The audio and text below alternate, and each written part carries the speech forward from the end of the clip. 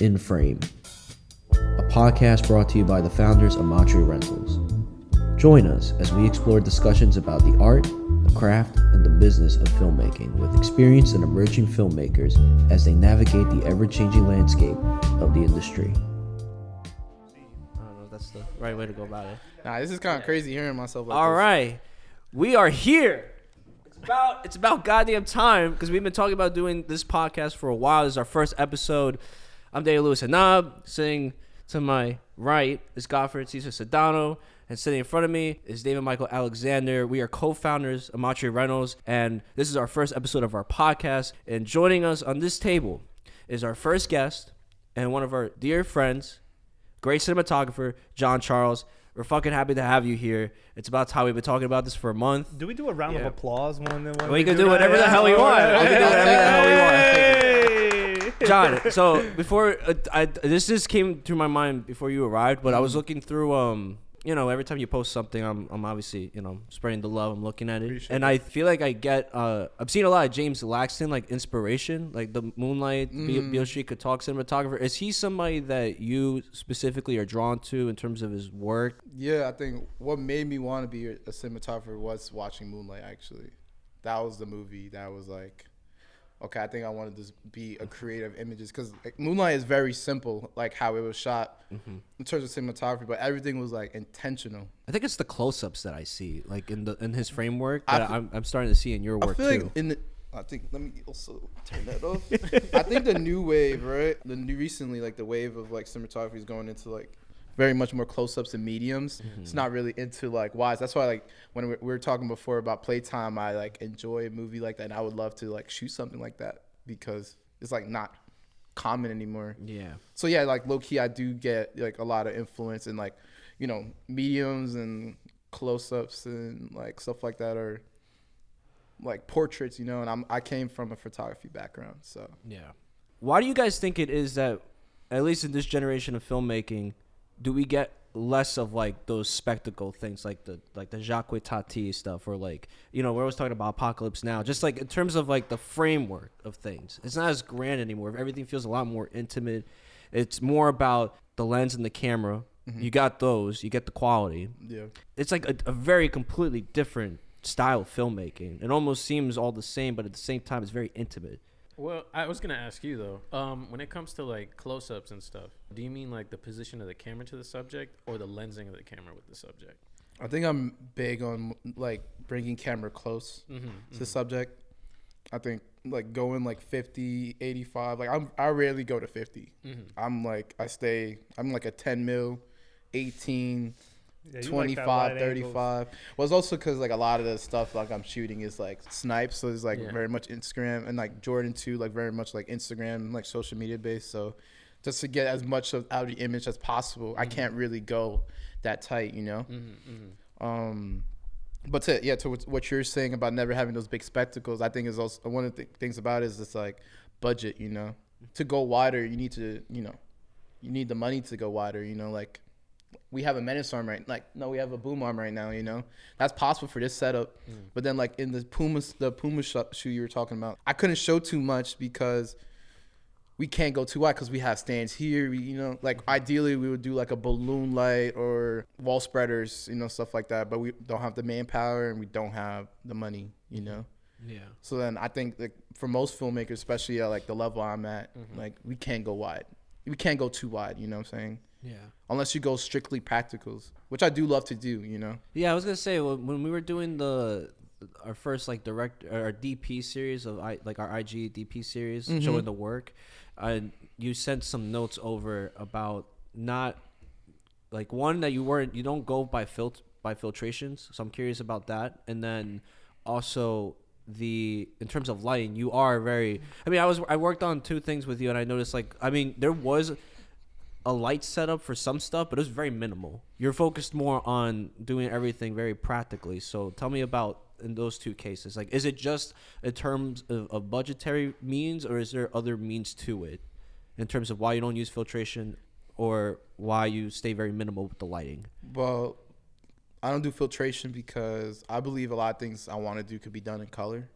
So I want the colors to have like, I don't want to bake. I don't want to bake anything into the image that I can't undo.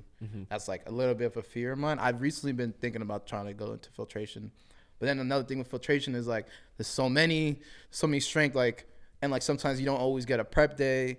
I mean, like you don't really get a prep day. You don't even know what the talent is. Yeah, you know what I'm saying? Like talent is known like the night before, you know. So that's the reason why I don't really do filtration. Do you have a lighting setup that remains consistent with every project you do? Do you have a consistency for either of those, or is it always going to change? I know for narrative it will always be different, considering like when we did Jayco's thing, which I'll get down to later on. But tell me about in terms of that, like your lighting techniques, your approach towards that. I think first it always comes with budget. You know what I'm saying? Like what I could do. Cause like I had a Genie background, so I know pretty much a lot. Like not like about setups, but more about EQ. Yeah. So I know what EQ could help us and what could make us like bring production value to the the location. If you could have a balloon light, you could shoot anywhere. You know what I'm saying? When it comes to the setups, it's just like what the room calls for. Like for this setup, like for this, I would light it just like how you guys lit it. You know what I'm saying?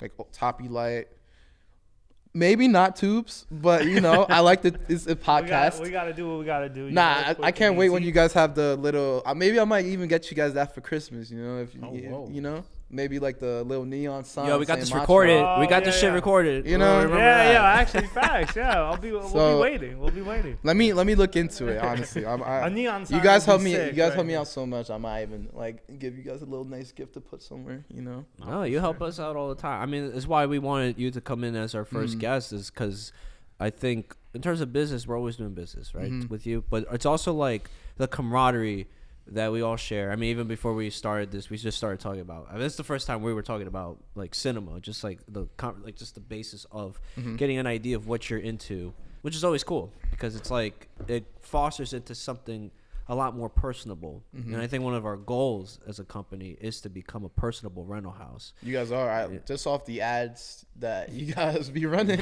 with you as the main star. Yo, Danny shines. You know what I'm saying? Right? Danny shines. I love it. You know what I'm saying? And then like fuck with Godfrey. I remember Jayco was telling me, I got a boy. He got a mini. He got a couple little pieces of gear. I'm just like, all right, everybody got a little pieces of gear, you know what I'm saying? But then I also met David. I met you. Who'd you meet first, Jayco or David? Who was like the tie to everyone? Jayco. You met Jayco. We all went from a good cop. We're all veterans of a good cop. That's how I first met you, was doing Good Cop. Wait, you worked on a Good Cop as well? Yeah. God. He was the KG for like a good Good Cop was crazy. I went from dolly grip to KG. Dolly grip, I knew just how to make a C-stand, Wow. And then by the end of it, I knew. I had like a really good basis on being the KG at least. The Good Cop was like a Nexus event for everybody. Yeah, it was a big. Yeah, I was only there for short. I was only there for like 3 days, but I remember Dan. You were there was you there when we were in the Bronx, right? Yes. That was the day you were there. I was there for that, and then that was like my first AC gig. The first time I was working like on a set like that on AC. But I remember just seeing you guys like we were shooting like somewhere in Queens. I think the second day. And you guys were rigging up a car, and I was just really like, you had a good team. You, Jayco, and then there was like 3 other guys, and then there was, I don't know if you were there. I wasn't there when you were only there for one of the days I was 2 working. days. You subbed me. I subbed you for the days I couldn't be there. Yeah. And there was just a funny moment where I'll never forget it. It's like where the director had 2 cameras. It was like a 2-camera thing, and both cameras were adjacent to each other, and they were pointing at the same thing. And then the DP was just like, don't you want to move that camera elsewhere? And he was just like, nah, just have it be there. And it was like the most like, it was such a weird shoot because I just felt like everything was like, they had like enough to do enough, but it seemed very, I mean, I don't give a fuck if I'm talking shit. It just seemed very superficial by how the construction of it was. But the team was cool. Like everyone building that shit was really on their A game. It felt big budget, but the leadership was not. Yeah, it was mediocre. Did you actually watch? Did you ever watch the thing or no? Because I watched it with Jayco. I think we all like everyone that was on that show like hate watched it. You know what I'm saying? There was the police riot scene, and there was like maybe like 10 that people, was a crazy day. And they threw an empty water bottle, at a cop, and then that's when Jayco and I were like watching it. They're in one of his art galleries. We're like, oh, Like they didn't even they shot everything wide. Like why not go close up? Yeah. To make it really feel like you were in a evasive like paranoia state. I put that all on like the director. Not gonna lie to you, he was like, he's terrible. Like I'm gonna lie. He was just we don't terrible. name names. But I don't want to name names. Like I would say, I wouldn't call people terrible, but he was a terrible person first. So then I'm like, now I could judge your filmmaking. So you're also a terrible filmmaker. Yeah, you also sucked at filmmaking. I didn't care. Yeah. Like Jimmy, like he was the one who hired me on Jimmy that was shoot. cool. Jimmy was cool. I love Jimmy. If it wasn't for Jimmy, was one of the people who like I guess put me in the right motion into like where I'm at now, you know what I'm saying? Especially too like seeing him work made me like no, I want to be a DP. Grant you, like I'm not always a big fan of his style, you know what I'm saying? I think we have different styles. He likes different movies than I do, you know. But what do you look for when you're working with directors? And is taste like the idea of like you might like a different kind of movie or they might like a different kind of like does that matter or can you mesh in that sense? I feel like with a director, two things I look for is they care about the project. I don't want to be the one who's like fighting for it to be bigger than they don't want it to be. You know, there's like early on I was doing that. Like there's a lot of shoots that no one gave a fuck about. Like nobody, you know what I'm saying, gave a fuck about. And I'm the only one who gave a fuck, you know. I wanted to make sure we got the gear. Like even they were like, because, you know, early on they were like, I was the dude like who had like a couple little like lights and the camera, and they're like, and I also had a Leica ours already. So they were like, oh, like we could just do simple things for Jon, you know what I'm saying? Like, and make some money. But I'm just like, no, let's like make some art, you know? So yeah, like I care if you care about the project. That's like number one. And then two is if you're like collaborative, you know, and could articulate yourself really well. Like not really well, but like if we could have extensive conversation so we could get to an understanding, I love that, you know what I'm saying? Like one of my favorite people I collaborated, like Anthony Jamari Thomas. I did the Jordan shoot with him. I have another Jordan shoot coming out with him, and then we got like a couple other projects coming through. But he's a good dude. He's great. Like him a lot. I love him. That's my brother. Like yo, like I hit him up one day. I was like, bro, you have any book rights? He just like literally asked me for my address and just sent me books. So like, I fuck with him, bro. Like film books or just just like I'm reading what's the one, the war one? Damn. The Art of War? The Art of War. I'm reading The Art of War. I'm not going to say the name, but yeah. I'm reading The Art of War, which is also a great book. And I low-key could like... That's a great book. He told me that it was going to be great for me because he was like... And he didn't give any specifics, and I'm reading it now. I'm just like, yeah, this could apply to anyone who works in production. You read that, and you could fight any battle in life. Yeah, and like set is a battle, you know what I'm saying? Set is, yeah. You know? You never know what you're going to get. Yeah. Even with like... It's always like... Even when you're working on like a big budget scale kind of thing, there's politics. Yeah, as politics become an issue, and then it just becomes like a thing of like dealing with personalities. The biggest war, I guess, is like ego, like dealing with different egos and delegating, and like making them like believe in what you're saying is correct. You're like not correct, but believing in you and believing what you think would be best for the project. You know. Yeah. I feel like sometimes people, you know, like again, like they don't want to spend the money. I don't like. Sometimes I know the budget, sometimes I don't. But there are moments when I know the budget. I'm just like, don't feel like that. Huh? This feels like we're spending like only like 10%. You know what I'm saying? Yeah. And like for like back to what you're saying too, like with Anthony, right? Like we talk, bro. Like I remember I was at his house for like 6 hours one time, just talking about this like Jordan, like this another shoot we did that hasn't come out. It should be coming out in like a couple days. And he has a different mind than me. He's also older. His mind works way different than me. Like he thinks like a poet. He thinks like a artist, like avant-garde artist. Like, you know, like he's not like the tradition, like me. Like if I was painting, I'm painting a portrait.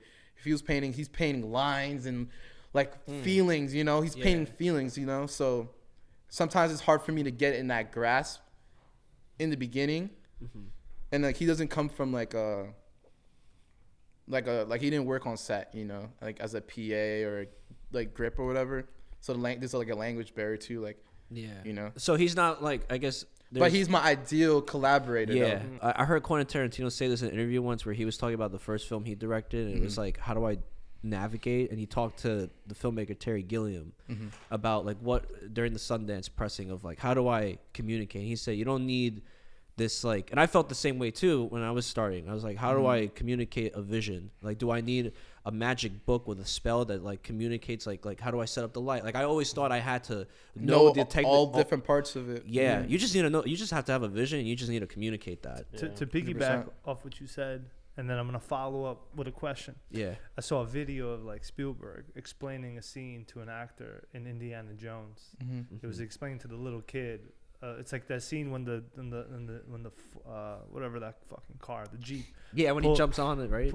Or I don't remember, but he like pulls up to see the fucking dinosaurs or whatever. Like, you know, and the way Spielberg explains to him, it's like every detail, like frame by frame, and so well thought out. You really have to be an idiot to not understand like what he's trying to ask you to do. But like, I'm like, wow, that.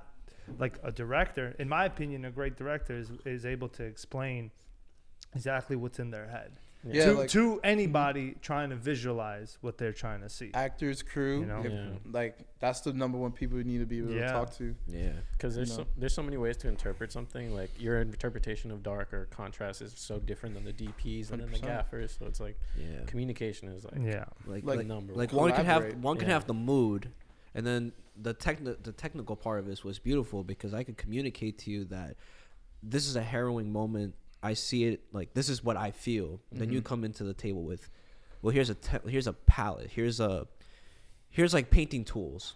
Let's create the colors together because you say you feel a certain dread, you feel a certain like exuberance, whatever. Like, but I think it's interesting when it's like you can work with a director who doesn't have the background of working technically. They just think thematically. They think you're unstoppable when you could be both. But it's always like, I guess like looking at DPs, it's like I find that interesting, like how they're able to work around a director who only sees it one way, not the broad spectrum. But then they learn from that. And then there's directors that don't know how to explain shit, and then they're like, yeah, make it look pretty, like me.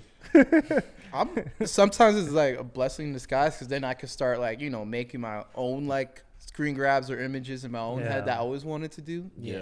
In the situation, but it only works when we could do it ahead of time, like before gear is picked up and like before budgets talked about. Not on the spot when like you got I don't want to hear don't be like so lax like the day of. You know what I'm saying? Like, I don't really enjoy that. And also, don't be, like, very vague. Like, sometimes they're like, oh, we're just getting, like, city backgrounds and shit. I'm like, all right. Like, to me, that's like, stock images. Point the camera right out the window of a car or the back of the truck. But, like, what do you want it to, like, feel like the world? Like, we could go on a fucking 12 mil. We could go, like, weird with it. Like, 12 mil. Like, we don't have to do the norm. Like, what do you, like, let's talk, Yeah. I have a follow-up question. I think this can segue to a cool thing. I'm always interested in origin stories. How did you get to your seat right now? Where do we start? I want to hear. Oh, that's great. I drove here talking to my brother. That's great. That's how I got it.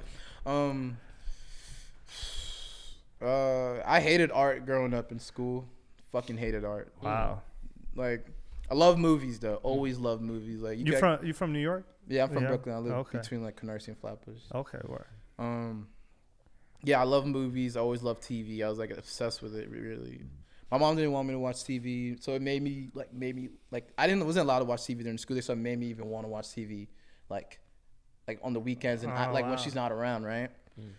So I always knew I loved movies and images and stuff like that. And then one day I saw someone with like a camera at school, and I was like doing pre-med at Hunter, right? Yep, shout out to Hunter. Fuck that school, low key, but nah, Hunter sucked, bro. Like, they low key wanted you to leave. Like, they wanted you to want to leave. But anyways, one of my classmates who was in pre-med with a camera taking photos, took photos with him, and then also he let me hold the camera, and like I was like playing around with it, and I'm like, this is cool. Then for like a month or two straight, like I was just having like almost like dreams or like daydreams and real dreams, just like of like images I just wanted to like make, like very kind of like avant-garde stuff. Like, I don't know, like they were also on VHS for no reason at all. Like I don't know why. Like all my images was like VHS looking. I don't know. I like the nostalgia of it. I guess back then. So then I just like caved in, and then like I was working at Toys R Us, I think. So I just spent my last I was only there for that last season, so I barely made any money because. So I brought a camera. I bought a Nikon. Started taking photos. Loving photos look like shit because it's a Nikon, but you know, I loved it. All my friends loved it. Ended up buying an A7. Got a new job. Got an A7 III because I knew I wanted to do video, but I still stuck with the photo because I knew that was the good building block. So then still kept doing photos. Moved to videos, doing music videos for like drill rappers who like had like no. They just wanted like, you know, move the camera like this and then like, you know, RGB lighting and stuff. And while in that process, it's like trying to figure out how to like trying to even figure out getting into film.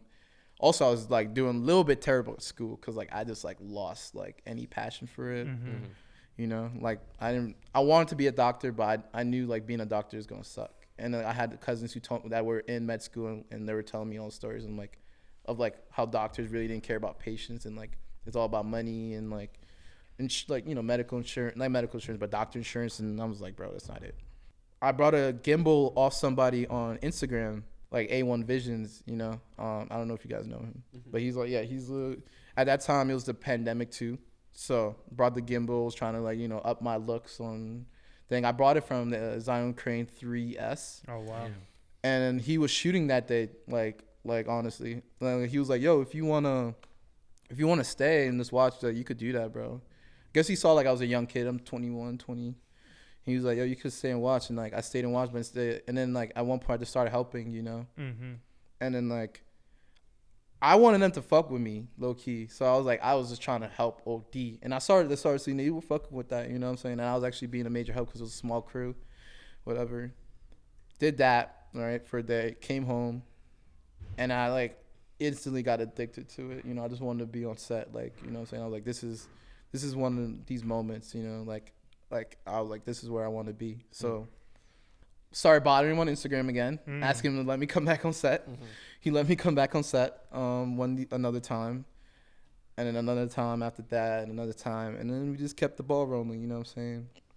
One day I was bringing gear back from a shoot we did, and I linked up with my boy Brian Flores. Like I was cool with like me and A1 were cool, but me and Brian were like friends almost around that time. Like I'll come to his crib, he'll give me a sandwich, and then we'll like do stupid chores, like fucking like build mirrors. He's like a like, you know, yeah, you guys know Brian. So like he's like a handy ass dude, you know what I'm saying? So like he was like, you know, just build random shit, right? And then I was bringing a light to a shoot that he was in, and I knew the DP. Hate that DP. He's a fucking dickhead. We can't say names? Nah, we shouldn't say names. I won't say any names, but he know who he is. You gotta tell me the name when we oh, bro. I probably said it to you before. But he's like the only person on my shit list ever, like in film. But anyways, but we were cool at the time. I gotta know who this is now. I don't know who this is. All right, we'll say after. It's you. It's actually you. That'd be crazy. Yo. Yeah, it's David. Fucked up. Then I pulled up on the shoot. Dave was Brian was there, and there was a dude named Lotto, Carlos Collado was there, and he was like a gaffer. He was like up and coming. Like he had like a bunch of like Nova panels at the time, like 600D, 600X. And this is like the most gear you've seen. The most gear I know someone owned. You know what I'm saying? Yeah. So then boom, he had like his own like best girl, and then he was the gaffer and the best girl, and then Brian was like the grip, and then there was another dude like All Hail Chris. He was the director, and I seen his stuff on IG. I really liked his stuff. So then I pulled up in flip flops and like shorts and like a hoodie, and I saw this, and then like I did what I did again. I started helping. You know what I'm saying? Once I dropped the gear off, you know, they're like they're doing like a location move in like a bowling alley to go to the arcade part of it. So I helped out, and I just stayed. And then I just worked. In flip-flop. In the flip. Yeah, for the free ski again. You know what I'm saying? That's crazy. So then Lalo saw that. He started fucking with me. Then he invited me to dinner. Fun fact, I almost did not became close with Lalo because my ex-girlfriend at the time did not want me to go to that dinner. I forgot the full reason. Probably like she didn't want me to go somewhere before I hang out with her. But that dinner, like created the friendship with me and Lotto. So he started hiring me and then teaching me like the little things, you know, of being a grip, because he was the guy who wanted to teach me to be a KG, and like, you know, how to properly put a C-stand together, put a light, build a light, all that stuff. And then that's how I met Jimmy, and that's how I got into Good Cop. And Jimmy saw how hardworking I was on that shoot, because I was just trying to prove something. So wait, Good Cop was like your first paid gig, like real gig? No, I had like with Lotto, I had a couple of music videos, okay. and but this was in G&E, right? Yeah, G&E. Okay. But then this was like the first time I was on my own and hired solely because of skill a little bit. Because like with Lotto, it was just like more like I was young and I was hungry, and your first time going on set. And you know nobody on there. Yeah, and 100%. Just solo dolo. Yeah, I didn't know nobody, and I honestly didn't even know that fucking dolly. Like I lied to Jimmy. He asked me if I knew the. Yeah, of course. What was the dolly? It was a doorway dolly. No, not a doorway. Was it Fisherrr? It was a Fisherrr. Oh, yeah, okay. He was like, "Yo, you know how to use a Fisherrr 10?" I'm like, "Hell yeah, bro." Like I used 2, 3 I've last done that. month. I've done that many times. Yeah, like literally, like looked it up on YouTube. Yeah, I did the research, and then also Vic Rojas, right? I don't know if you guys know him, Vincent Rojas. He was the KG originally on that shoot, and he knew I was pretty green, so he like brought me up real good. I really appreciate all these people for that. A1, Lotto, Brian Flores, and shout them all out. Absolutely. Vincent Rojas, bro. Those are the guys, and Jimmy Z. Shout out Jimmy, yeah. Is it Z? It's XIE. Yeah. What is that? I think that's Z, but I'm not sure. But I met Jimmy. Now that you said that, I've met Jimmy before. Jimmy's the best, bro. He's really good people. I was like, after the Good Cop, I got for him and KG'd for him a bunch. He kept me close for a while, but then like I got like really busy. So you're in G&E. So how do we transition now to camera? How did you go from I was even thinking about that when I was in G&E, bro.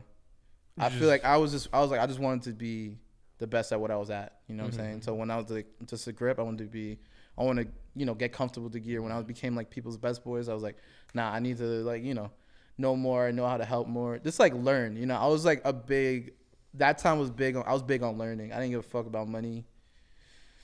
I just wanted to work. Doing every job possible. Yeah, and on both sides. I did both electric and grip after a Good Cop, and I just wanted to be the best. Like I think that's a lot of people's problems sometimes. Like they think about like being the DP or director while they're like doing something. And like, bro, you're not perfecting the craft or what you're doing. And I believe that being a genie puts you ahead of most DPs who don't.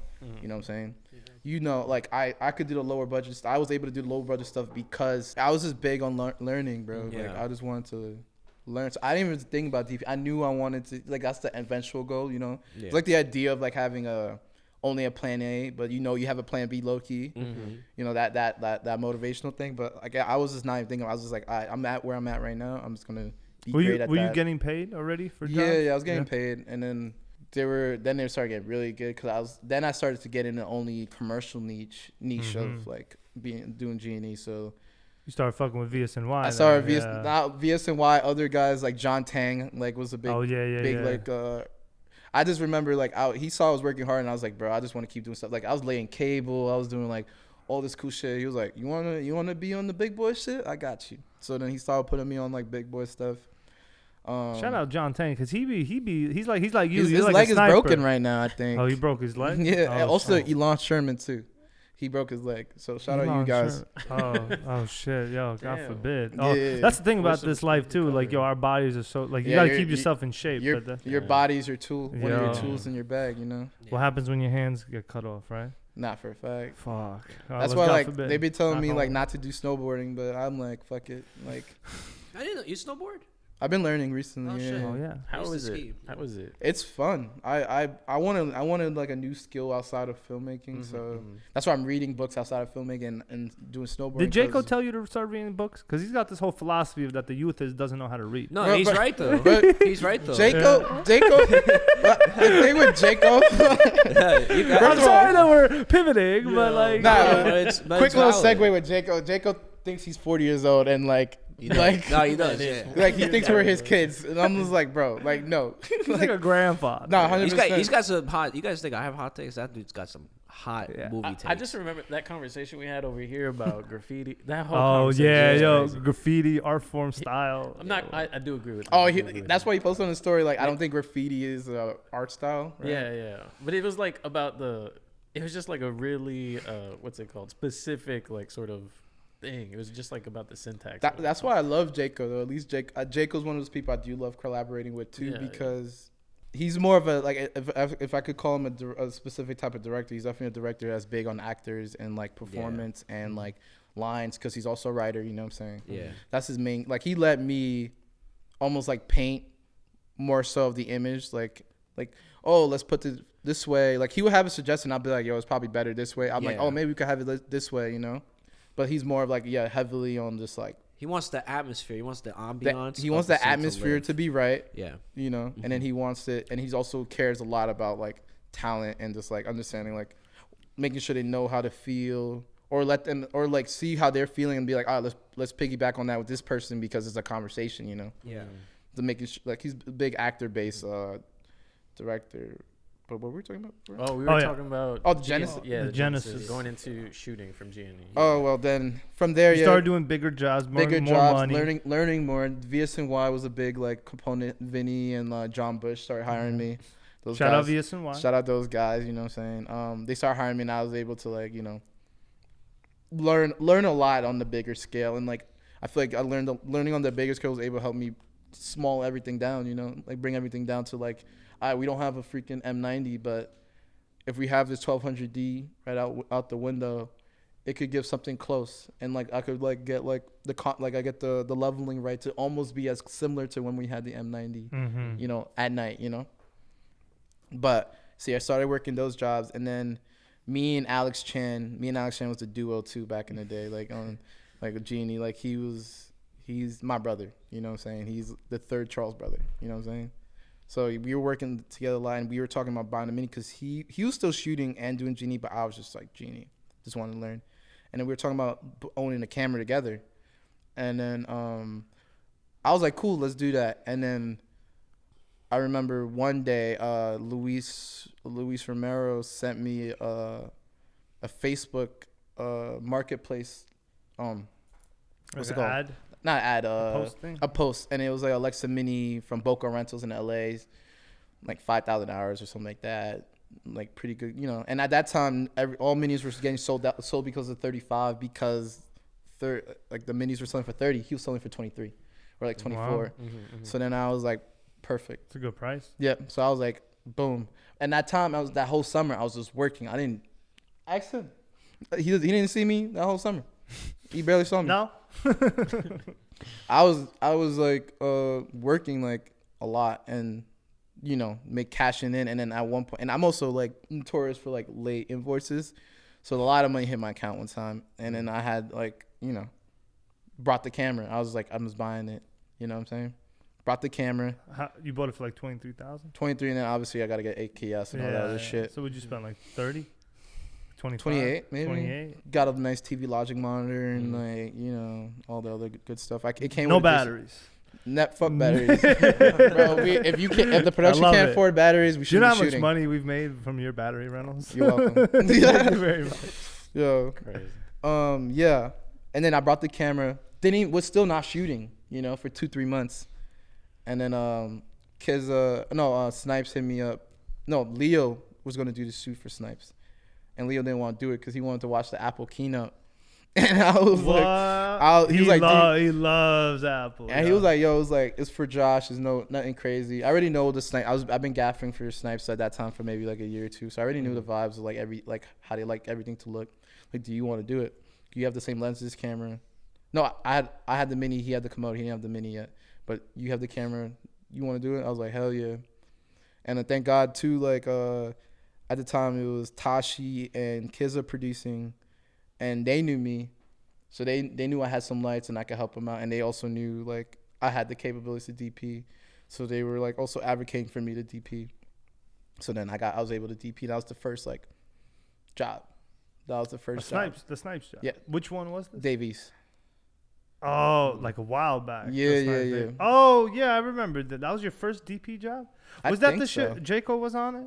Draco was on it. Yeah, Draco was on it because he was like taking pictures of me because he was like, bro, this man doesn't touch the C-stand anymore. That's funny. Yeah, and then it started snowballing from there. All my PA friends like became producers. Like I was always nice to the PAs. I was never the grip guy. I was like, fucking yeah, I met Kizza as a PA. Yeah, I met Kizza as a PA, and I was like a grip PA with Lotto. So like, yeah, they trusted me, and they it started from there, and it looked pretty decent. So yeah. They started getting more gigs, and they needed like not a super experienced DP, but just a DP. So then they liked me, so then they started hiring me, and then from there it's just snowballed. Like other people seeing my work, very much like IG based, like people seeing my work from IG. But I'm trying to like get away from people that. just start hitting you up, DMing me, or like seeing. They say, "Oh, I saw my work. This person gave me your number." Yeah, stuff like that. How did because before you started with the Mini, right? Like what other cameras did you have before that besides Never. I had a Blackmagic. I had a Blackmagic that got stolen, and then I had he got stolen. Oh. Yeah. He got a Blackmagic. Well, he got a Blackmagic. But mine was stupid though, which is like the Did you leave it in your car? Nah, it was that DP I don't fucking like, right? He robbed you? No. I came to his shoot, worked for free, even though we know that was yeah, probably. He was shooting. He told me to come through. I didn't say I was gonna work for free, so he. This is before you started like shooting full time. This was before I started doing G&E full time. Oh wow. He told me to come help out and also shoot BTS. No, it was it? No, it's the A73. So it was the A73, right? So that's what got stolen. So I was shooting, taking video photo for him for his BTS bullshit, and then I was doing so much I left it in the restaurant, and it closed, and nobody knew where it went. Apparently, like after the restaurant closed, like it just camera with a Sigma 1835 was just gone. Yeah. Right. And like he had like all he cared about was the fact that he lost the footage. He didn't care like I lost my camera or nothing like that. That's one of the reasons why I hate him. But anyway, yeah, I lost that one, and then I got the Blackmagic. The A73 was great though, but the Blackmagic was like, to me at that time, was like the next step. Just strictly video. Super grainy ass camera sometimes. Yeah, we're shooting on two Blackmagics right here. Yeah, but you guys have probably exposed. Like I had nothing, so I shouldn't be shooting on it at that time. Which one was it? The first 6. one? The first 6. Okay. Oh, okay. Had that one. My ex-girlfriend actually got it for me because my shit got stolen. I paid her back though, but then she got me that. God damn. Yeah.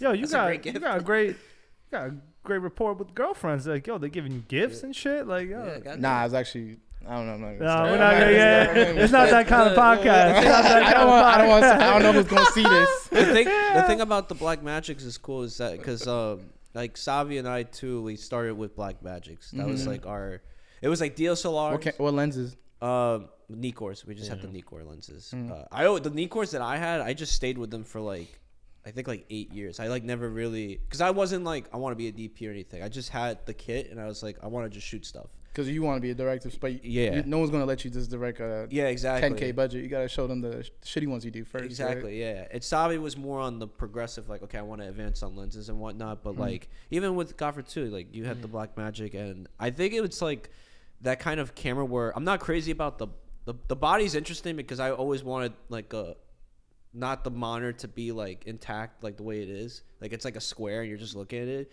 So that was always You had the 4? I had the 4, yeah. So it did like articulate out a little bit? It did, but it wasn't like I didn't like I was I always wanted like a separate monitor, but then I had the first one, the 2K, the fucking the TV. Oh, you had the old Blackmagic? Yeah. Wait, you had the cinema camera, the Ursa Mini. You had the Ursa Mini. No. I had the Ursa Mini, which I sold, thank God. Yeah. But that's a different story. But I had the first, like the one that literally looks like a TV. Oh, you talking about the one that looks like the old Instagram logo? Yeah.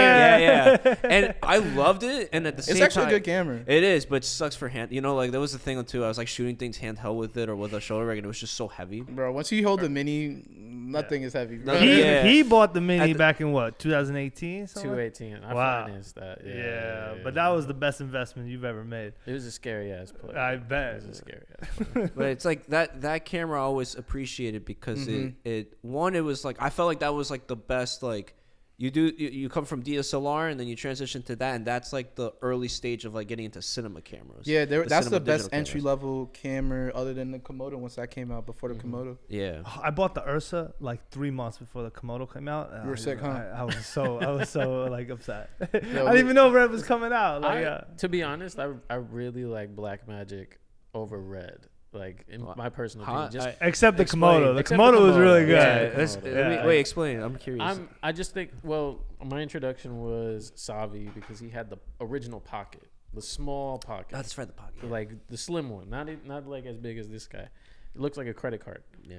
And I saw that, and I never seen that one. Oh, really? I'll look it up later. I did it with like fashion shoots. That little one. I'm gonna look it up. Yeah. I'm listening though. But it's like the size of a credit card, and you could put on like any type of lens as long as you had the adapter. But I was like, this is probably the closest thing to like replicating film, in my opinion. When What's I saw the name how of it again? The Blackmagic Pocket Cinema Camera. It should just be like the original one. The OG. Yeah, the OG. It's like silver. It's got like black lining. The Blackmagic color science was like the first. That was the best thing about it. For yeah, sure. they nailed it to like. Ari. Yeah, exactly. Probably, yeah. And it came with this shit looks like a little like 2000s camera. Yeah. Like everybody's fucking with now. Like you had to kit it out in order to get it to work. You couldn't even kit this out. This came with a cage. Yeah, you could. Okay. Yeah. It's like literally looks like those little old like vintage point and shoots from 2002. Mm-hmm. But that's why I was like, oh, this is sick. And Sabi also had gotten a Red. He had like the Weapon X. Did he? Gemini. No, I think it was a Gemini. Yeah, you're right. Did he get it from Leo? No, I don't know who he got it from. I don't know if he got it directly from Red or I don't know if he knew Leo at that time. Yeah. When he got that. Maybe. Yeah. But that was when I was like, oh, like it's better than this. Yeah, it's a little bit better than this, but it's also like I saw like ergonomically it affects him. You know, he can't go without an AC. He needs somebody there. Data is like it's bigger data, so you need somebody to dump footage. That's when I saw like the pros and cons of having a cinema camera and then also just having something that you can use for your own personal usage. The DSMC2s, like those red bodies, is such a disaster. They Hey, fucking failed. I don't want to hear too much crazy stuff about the Red, but because I believe the Komodo is like the best entry level camera. When that came out, that made the what's his name, Jared Lang or whatever the fuck who owns Red. Yo, it made him a multi-millionaire. Oh, that was the best product he's ever fucking. Now you have like directors like David Fincher and Steven Soderbergh who have literally elevated what you could do with those cameras. Yo, great stuff with the Komodo. Fantastic. Like, yo, Ari needs to do that. They need to make a mini. They're so high end. It's like, it's crazy. They already have the clientele wanting it. Yeah. Yo, but like, think about the expansion. Think about the demographic of their clientele, how much it can expand. I don't think they want. They're like this right now. They're like this table, but imagine having the whole room. Nah, they don't need it though. Because guess what? They're getting. You're already going to Ari. I disagree. I think everybody needs it. But Red don't have a rental. Like, Ari's making so much money in different ways. They don't really need. Crazy how those cameras, like, elevated themselves now. Real quick, have you guys seen that documentary, Frame by Frame? Well, the Keanu Reeves one, right? Yeah. You should watch it. It's really good. It goes into, like, the transition between analog into digital, like, to Red or to where we have it now. But it's cool to see, like, how we were going from something that we see as like almost perfect to something it's still kind of replicating film. Yeah. Because it's just like it's still kind of harkening back to it. That's the style too right now, getting grain and everything. Yeah. Like if you look at anything I do, I put mad grain in my. Look at the 35, the new 35s. They have like the textures built in. Yeah. I'm not a big fan of them, but like I like that they implemented them. I feel like I'm like always iffy about like replicating film with digital, but I clearly like if you see the Matria ad stuff, like we are touching upon it. I was about to come at you crazy. Yeah, no. Even the little personal project you did at your house. There's a lot of grain in that. Bro. Yeah, that's the thing. I think I've owned up to the idea of like okay, like I could definitely do this as long as it's not like. I feel like it's like as long as it's not too much. Yeah. If it just looks so artificial, and it's also if you don't light it like film as well, like it's also like why. Like I feel like anytime you want to like replicate something of yesteryear, anything that's vintage or whatnot, there has to be a certain why, and it has to feel like it's completely in tune with like. So obviously, when we do the content, we always talk about like we just want to be like we want to be modern, but we all individually have like this nostalgia for certain things. Like when we talk about video cameras, like like when we did the 25% discount thing, and then it's like I want to do things that are like I want to create content that feels almost like old infomercials of that sense. So it's like why not? Why don't you guys shoot on VHS? We did. Goodfellas. Huh? Was it like the Goodfellas thing that we were talking about? But I mean, it was more than just that. But like the Morty thing was like definitely something that we were watching. They were like, oh, like we love this. Like, why not do something that's like almost, I don't know if campy's the right term for it, but just something that feels like something you see, like an infomercial that you see in a movie. And it was like, let's create a character out of that. And then I think you're the one that suggested, let's go doing it like old school. Yeah. Putting it into the TV. Because it's not on tape. It's just a video. Like we just broadcasted the video into CRT TV. Why don't you just do it straight onto our like a VHS camera though? I mean, we don't really have one like a big VHS camera here. We have the DV cam. We have the DV. I think cam. doing it on a DV cam, the shittier the better. I think you guys with your ads. I think one thing I was talking to Dan about it too on Jacob's show. I was like, I wanted you to see you guys outside with those. I don't disagree. Yeah, no, I for sure. You guys could be in the parking lot right here. Yeah. Especially now that you have to sign. Oh yeah, you like the sign? Oh yeah, I saw that. We want to do ads for the signs for the van eventually. It could be low angle, like with Dan right here, like here on Matria. You know what I'm saying? Yeah, because now it's getting to a point where I mean, I like doing the ads, right? But like there's like a fatigueness I'm having right now with setting up the seamlesses. Like he sets everything up, and then it's like, okay, like we already know what we're gonna do. We have a format, which is always great because there's more content in terms of tutorials and whatnot. But I do want to. Like we always talk about the ideas of like, okay, we gotta like go out. We have to like definitely need to go out and still represent the company, the brand, everything by getting creative outdoors.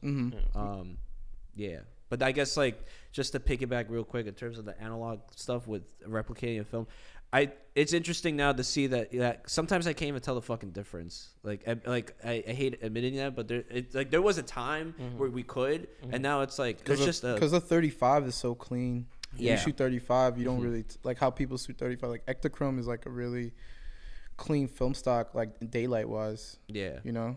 Yeah, it's an interesting color. You could but you could always say like, oh, this color came from the colors, Yeah, the only time I could ever really tell the difference is like I went to go see a print yesterday, and obviously you're watching a print on a film print projection, so it's obviously always going to be different. But then I'm always looking at the 4K scans of things because I'll watch a 4K scan of like Licorice Pizza before I see the actual print, and there's certain like highlights and things that I'll notice. There's imperfections when you look at it on an actual like 4K video or whatever. It looks too pristine. Well, also like from those labs, they also like clean it so good so you don't get like the dust marks. And also when people are shooting or the AC is like taking care of the film, they're taking care of it really well. Yeah, like dusting it off. Depends and on the stuff AC. like that. Yeah, and also the camera too. The camera is well taken care of. Like, you know what I'm saying?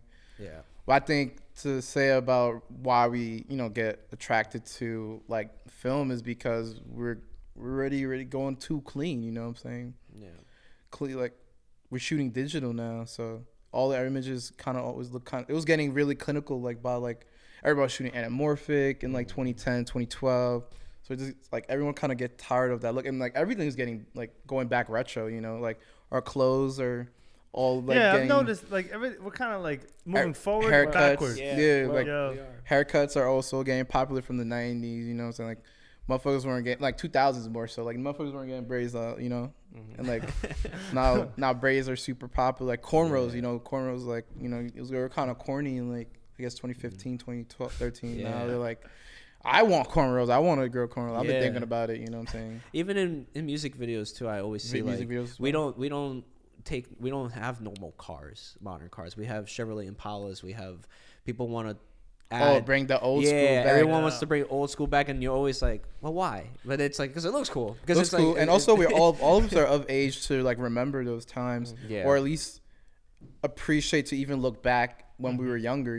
Like 10, 12 years old, like looking at 90s rappers and like outfits and this like culture. You know what I'm saying? I know I was. You know what I'm saying? Watching Playtime, you look at the colors, you look at the certain fits, and then you look at the infrastructure of everything. You always appreciate what's different than what you currently have. Exactly. The grass is always greener. You know what I'm saying? Like back then they wanted a clean look. Now we want to go back and get the dirty grungy look. Brands like Snipes and Jordan and like they all like kind of trying to cater to an urban market. So grain is gritty, you know. So that's why it's always like it's better to always go 16 and 35 for those situations. If you know, like I always like try to learn about my client before I meet them, or like I even get in like a conversation, like, or directors too. So then I'm like, I see what they like, I see where I could even make it better, you know what I'm saying, adding the grain or adding like 35 grain, we're doing 16 and I'm going rough with it, you know what I'm saying, or I'm like very like, you know, stuff like that. Oh, that's a great point that you just brought up. Bro, everything's about homework, bro. Everything. You gotta do your about homework. You gotta do your homework. You can't be a film. I get annoyed when people are like, I don't watch like him. He's like, I don't watch movies. Like, all right, stop. No, he does. He goes like this. I think it's a great time for us to take a very small break. Let me just say commercial real quick. break. Let me just say real quick. Because he said homework. After I say this, we'll take a break. He goes like, I don't watch movies. I don't have time to watch movies. You can't be a filmmaker if you don't watch movies. It's like I'm not saying gonna cap to you. You gotta watch movies. Yeah. It's like you can't be a novelist without reading some novels. My brother could get away with it because he does sound. He just needs to know how to use the equipment, and he used to produce and all that. So that's his realm. Yeah. But Tony, you watch movies? No, you don't watch movies. Bro, I used to like beg him to watch a movie, and this is what he would do. He would like, we're like almost iPad kids. We need to eat. When we eat, we need to watch something most of the time. Yeah. So he would like. That's all you. That's these two right here, yo. Bro, like honestly, like, what are you gonna eat in silence? That's crazy. Like, I would think you need some help. Like, you know what I'm saying? Like, do you need a hug, bro? Like, you're just eating in silence. He would like be eating and then like start skipping through the movie. And, getting the gist. I can't do that. I'm just like, bro, just watch your fucking shit, bro. Just watch your fucking dash cam footage, bro. Isn't that crazy? I like seeing that shit too. No, but I like on Instagram that's cool, but like, bro, he's watching like a compilation, you know what I'm saying, of this police activity is we do. fine. It's not even cops though. It's not even cops. No, but I fuck though. with that. We do compilations too. We watch NBA compilations and like fucked up deaths. That's highlights movies. though. Like highlights, but like even like movie compilations of the sickest kills, like or something like that. We're just like, I can't watch that. I just once I see the compilation on Instagram, I go look what those movies were and I watch it. If I like the clip, I'm watching the whole movie. Oh, for sure. I do think you need to watch a bad movie to be a better. Like Godard said this. He said if you and he did it with Band of Outsiders. You watch a movie of a typical genre, it could be banal, and yet you can watch it and think like, this is how I would do it. Like you almost have to be a critic of your own to watch a film that doesn't work for you, so you could make a better movie of that. Like there's a movie called Gangster Squad that I've seen with Sean Penn. It sucks. I want to make a movie like that, but I know I wouldn't do it like bland kind of action stuff, or even like the second Bad Boys. Like I watch the second Bad Boys, I'm like, there's a better way for this movie to be made, in my personal opinion. It was Bad Boys 3. Same with Bad Boys 3, yeah. Wait, like, is that happening? Bad Boys 3? It already came out. Yeah, it already came out. Bro, you really don't watch movies, bro. Yeah. Bro, they were doing crazy press run. Yeah. But quickly, one thing though about watching bad movies, I watch it to an extent. Like I believe, like almost like a chef when they eat bad food, they like wash down that palate. I don't want to watch too many bad movies because I feel like I start having an eye for it from a DP standpoint, cinematography standpoint, you know? Yeah, or you get like discouraged by the fact that it's like almost too much of the same thing. Like, all right, a good example is like, because we love Tony Scott. You know Tony Scott? Yeah. Okay, so when I watch Tony Scott movies, I'm thinking like, this is like what Michael Bay tries to do.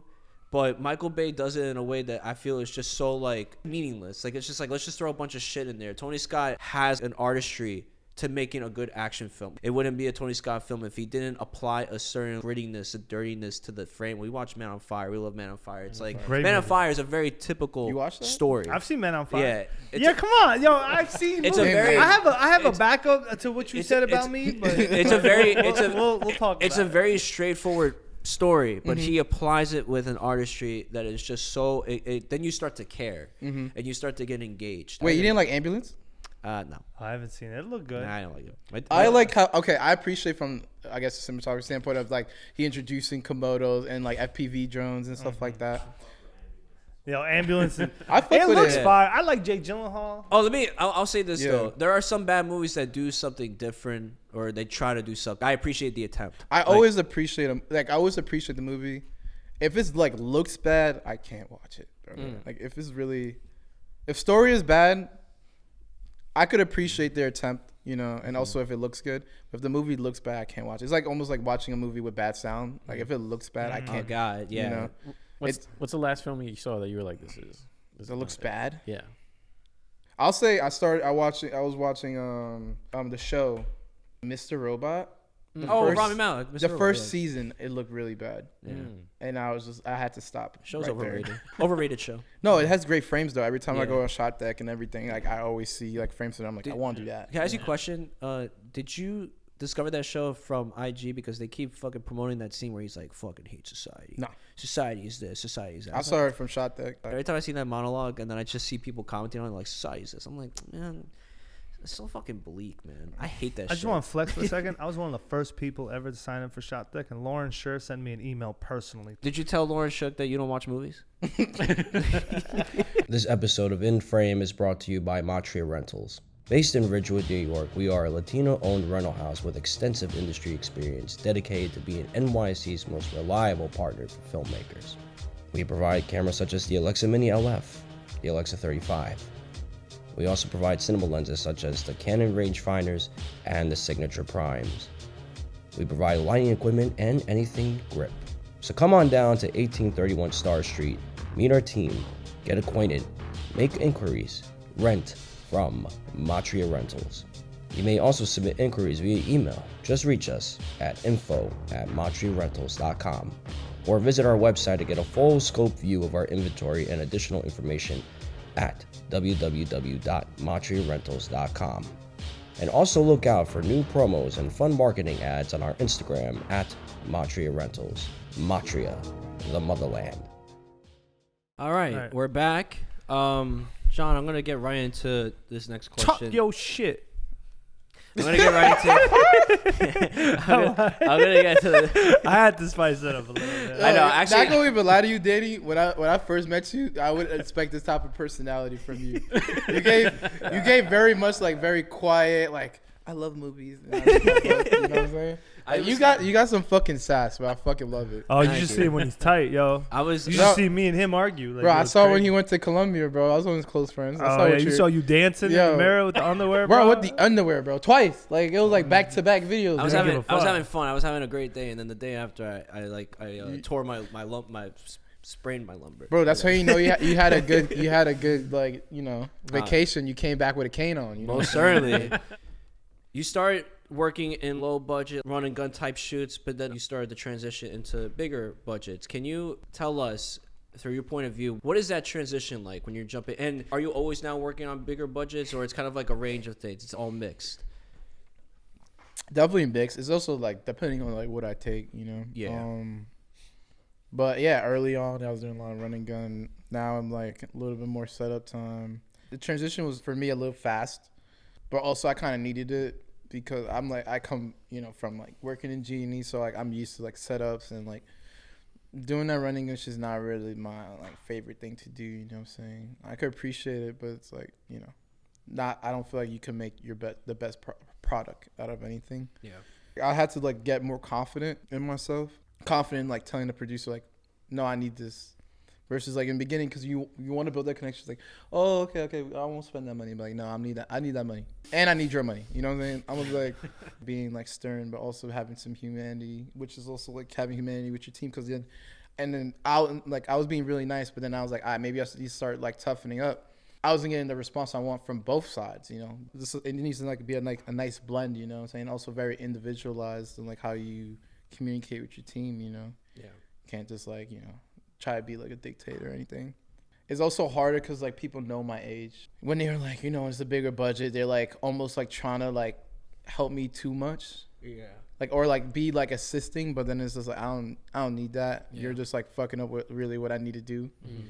You know, you feel like people doubt you a little bit when you find out how young you are? You know, you young and black, you know what I'm saying? They kind of like look at you like, where'd you come from, you know? You got to show them your credentials, you know? Yeah, but that's what I found really cool about when I first met you, which is probably why I was more, well, on that cop show shoot, like I was more quiet just because I was like, okay, like I'm coming in on like day 20 something. I don't know. Like, nah, you came like in like August, bro. I was like day 60. Day 60. Okay, yeah. Day so, 90. But that's like, yeah, but that's the thing. Like I came in like pretty late. I came in as just like a guest, and I was like, okay, like I just kind of want to see how everyone works. And then I found out your age, and I saw how efficient you were with the team. And it's like one of the cool things with working with you. And then the two, I think it was one snipe job I did with you, and then one was barriers. Barriers. Okay, yeah. And then I forgot the other one. It was a music video. Yeah, probably. it was two things I did with you, and then it was Jayco's. And it's like I always forget that like you're pretty young in the game. Like you're younger than us too, and you've already like elevated in like what, a span of like 2 years now of being a DP or like, DP. Let's say, When was the Davies gig? Davies gig. Well, I did like a couple things before that, like, but I never aired them. I did like a doc series, and I never aired it or edited it because I have no connections to editors, so I couldn't ask no favors. Leo was gonna color it, but then like I just needed to edit it, so I have it, never edited it. But yeah, I'll say, and I did like a couple stuff before, like in between that, but it never aired. I just never let it air it out. But I'll say like Dave East was 2022. Fall of 2022. Fall of 2022. Oh wow! And then now what? It's 2024. spring. Oh yeah, winter of 2024. Yeah. Yo, like not even 2 years. Yeah. Year and a half. Do you gaff for him a lot? Does he gaff for you a lot, or what? He was in the beginning. In the beginning. What happened? Don't tell me it's Tashi hates me. What? Nah, I love Tashi. Shout out. In Tashi. terms of like your relationship with gaffers, I guess the working relationship. Mhm. What was your dynamic, the two of you? Dave. Oh wow. Me What a and Dave. Me and Dave was like, just like, I think we're doing a lot on the fly. Yeah. I think we were doing a lot because those were the earlier gigs, so those were the ones like no one was talking to me. Not that no one was talking to me, but no one had any solid answers, like, stuff like that. That was our dynamic, and then we just like, work off each other, you know what I'm saying? Like, I have this idea, and he's like, oh, maybe this would be cool here. I'm like, oh, yeah, cool here. And then, like, I'll, like, let him control the team, you know what I'm saying? Yeah. Like, early on, I'll try to control it all because, I was, like, gaffing, and I had, like, running with, like, some teams. So I'm used to, like, all right, yo, you do this, you go do this, you go do this, like, delegating, you know what I'm saying? Yeah. And, like, but when, as a DP, you're a step higher, so then you're also you got to delegate more people, so then it's, like, you start becoming a micromanager, you know what I'm saying? And, like, not letting people do their jobs. And then also, some people, when you do that, they fucking, like, let you run the show then. So then you're doing extra work. How many music videos have you done? Do you get tired of them? I get tired of them when there's, like, no originality, no care. Like, I don't need the budget. Like, I don't need a crazy budget because we could make art outside. How much does that really cost? Like, you just need 8 buys, 12 buys, you know what I'm saying? Yeah. Everybody wants to copy each other, bro. If you get any treatment from anybody making music videos, somebody else's work or someone else's music, like no one wants to really make it that original. Sometimes I can't even lie to you though. So I gotta add this, but some of these artists actually want that though. What's your goal? Do you have a plan, a strategy? My goal is to really just do what I do at a high level, be able to like support some type of family on it without having to do what I do now, which is like overwork myself sometimes. Like I want to get to the point where my name is like Bradford Young, you know what I'm saying? He works like probably like 5 times a year, you know what I'm saying? Like I want to be on that level, working. I just need to work 5 times a year. Yeah. Great projects that I love. If I do work more, it's only things I love, you know what I'm saying? Only things I align with spiritually, I want to do everything with intention, I don't want to just do things just to do it, So you want to do less but more. Do less but more. Yeah. At the same time. That's like the common. I think that is like the common thing I'll hear from like DPs around our age range who. How old are you guys, by the way? I forgot. Like 28, 29. We're gonna go around the room. I'm 28. 27. 25. Wow. Oh yeah. Little baby. Awesome. Like no, but it's like I think a lot of the DPs in their 20s, they kind of start in that like you'll do anything you'll want to learn, right? And then you find yourself at the door and then you're like I'll do anything. I just want to step up my visual. I want to be, as you said, I want to be a master of what I'm doing here.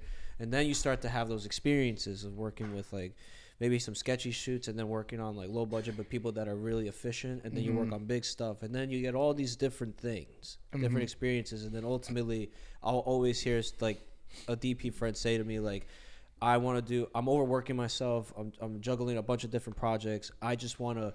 Now I'm tired of like doing like the thing that I'm always doing.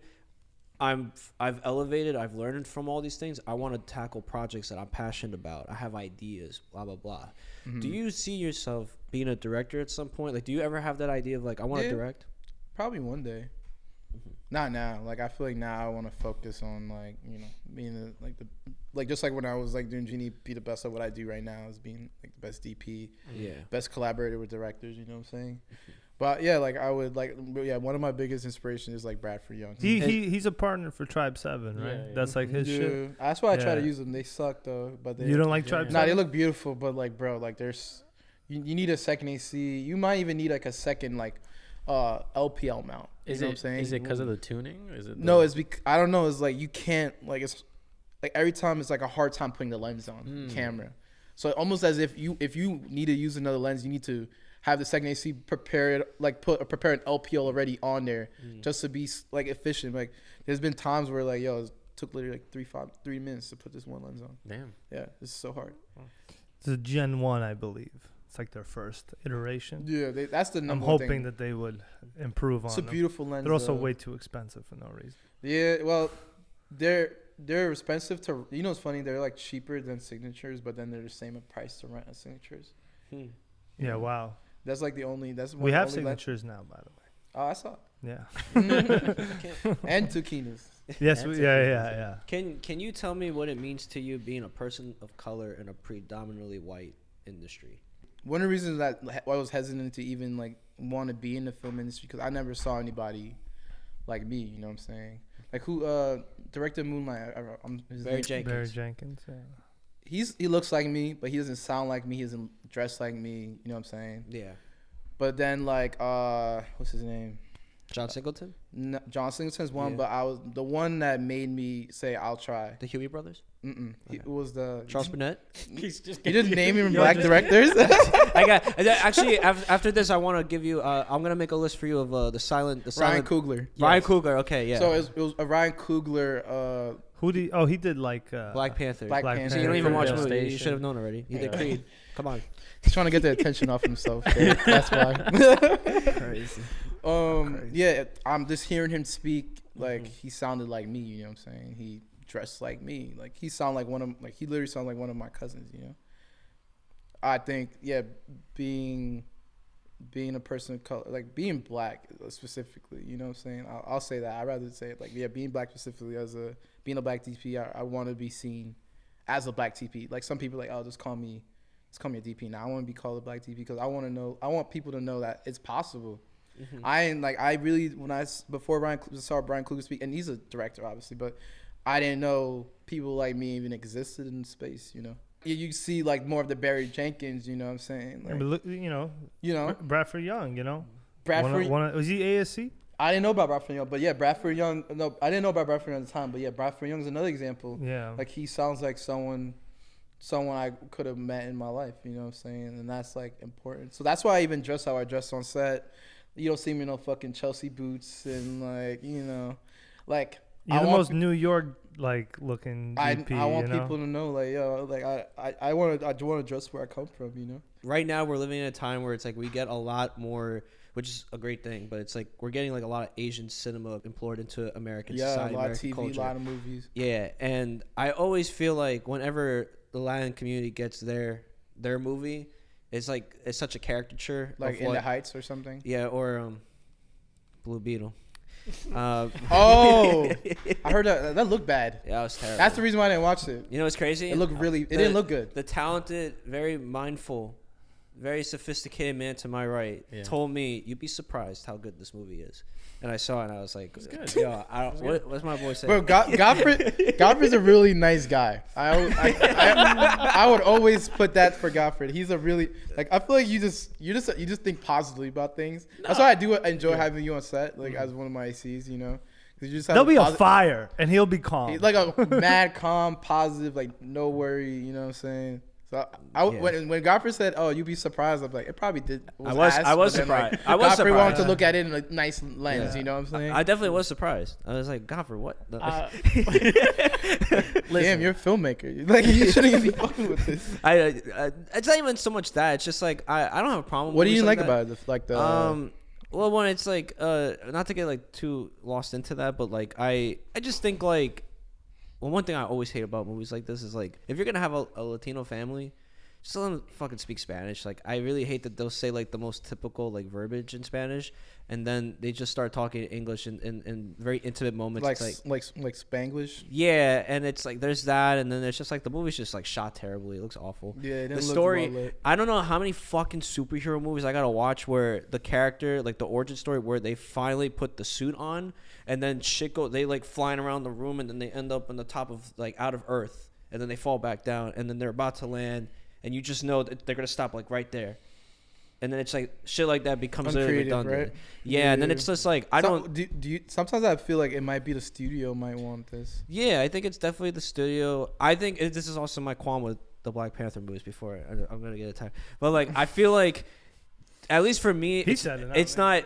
And I had this conversation with Jaco too and Amir about like it's not really about what I think. It's about a cultural thing. It's like, of course, but like I'm watching those movies. I'm like, I don't think it's enough to just be like, hey, here's a face that you don't see, but let's just tell the same fucking story we've been telling like every year with these movies, and then it just becomes less like, you know, it would be more interesting if the studios were like, let's take a chance because we know people are gonna pay to see this.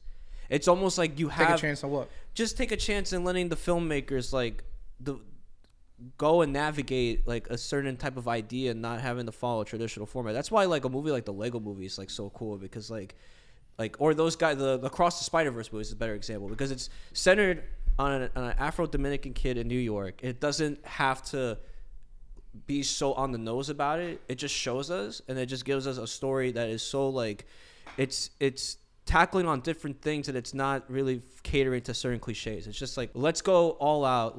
And also it's an animated film, so I think in that case it has a little bit more liberty to 100%. yeah, to take on those chances. But to what I was saying about, because the absence of different ethnicities in filmmaking, just in terms of craft, there was a time like the silent film era where there was pioneering cinema for African Americans. There was pioneering cinema Oscar for Micheaux. Mexico. Oscar Micheaux, Paul Robeson. It was like Hattie McDonald's. Yeah, Hattie McDaniel. Y'all know your Yeah, shit. Richard D. Maurice, like Tressie, I forgot the last name, but yeah, I know you're talking about. Josephine Baker. Josephine Baker is like one of the big like dancers of like the golden era like time. A lot of those are just like, you know, it's funny, they don't have like even like a certain discipline in film. They had to be they had to wear multiple hats. You know what I'm saying? Yeah, they had to, you know, be the producer a little bit. They had to like, you know, direct, and they have to like hold the camera, you know, because they weren't really, you know, afforded the luxuries like other people were. They had to do what George Méliès did. Like they had to establish an idea, and then they had to basically be the one man show. Like Burt Williamson too, Melvin Van Peebles. It was like there was a guy there that couldn't even get into the Directors Guild here. And this was like in the late '60s, so he moved to Paris to become a director. Yeah, And I've seen that clip. Yeah, and they welcomed him, and then he came here, and then he ultimately took like what he learned there, and it was like what you were saying about learning how to be tough, like learning how to really stand your ground and be like, okay, my voice needs to be heard. I'm in a completely white dominant system here.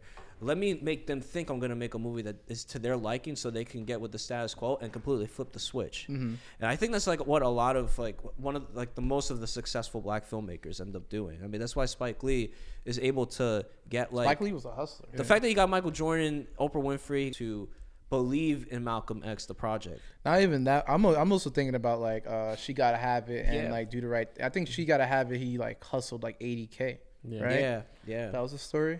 Like 80, 90K to even pull it off, you know. Yeah. And he wrote everything by hand in like a notebook or something. Yeah. That was. Can insane. you tell a story about your experience with Spike Lee? I only met him for a second, but But you did a project with, Yeah, I one did. of the leads. I did a Jordan shoot with his daughter. He pulled up day one, and like he was like, I was literally telling her something really important about the shot, and like what I think, but he was like hiding right behind her. He was like, you know, and like he was distracting me, but I kept talking. You knew who it was? Oh, for real? Yeah, right away. He's actually shorter than I thought. Like, I made me feel good. You know what I'm saying? Like, he was like, yeah, he was actually pretty short. And then after when I was done, I was like, oh yeah, and your dad's right behind you. and then she shoot him off, and that's the only quick Oh, thing I that's seen it. him. Didn't get to shake his hand, and Yeah. I want to. You but- saw him too? Yeah, I saw Yeah, him. you saw him. Now I was like, was that Spike Lee? Yeah. I saw him in This Red Hook. this man passed right by him, didn't see him. Really? I mean, yo, his 40 acres is like it's in Red Hook, right? Like it's somewhere.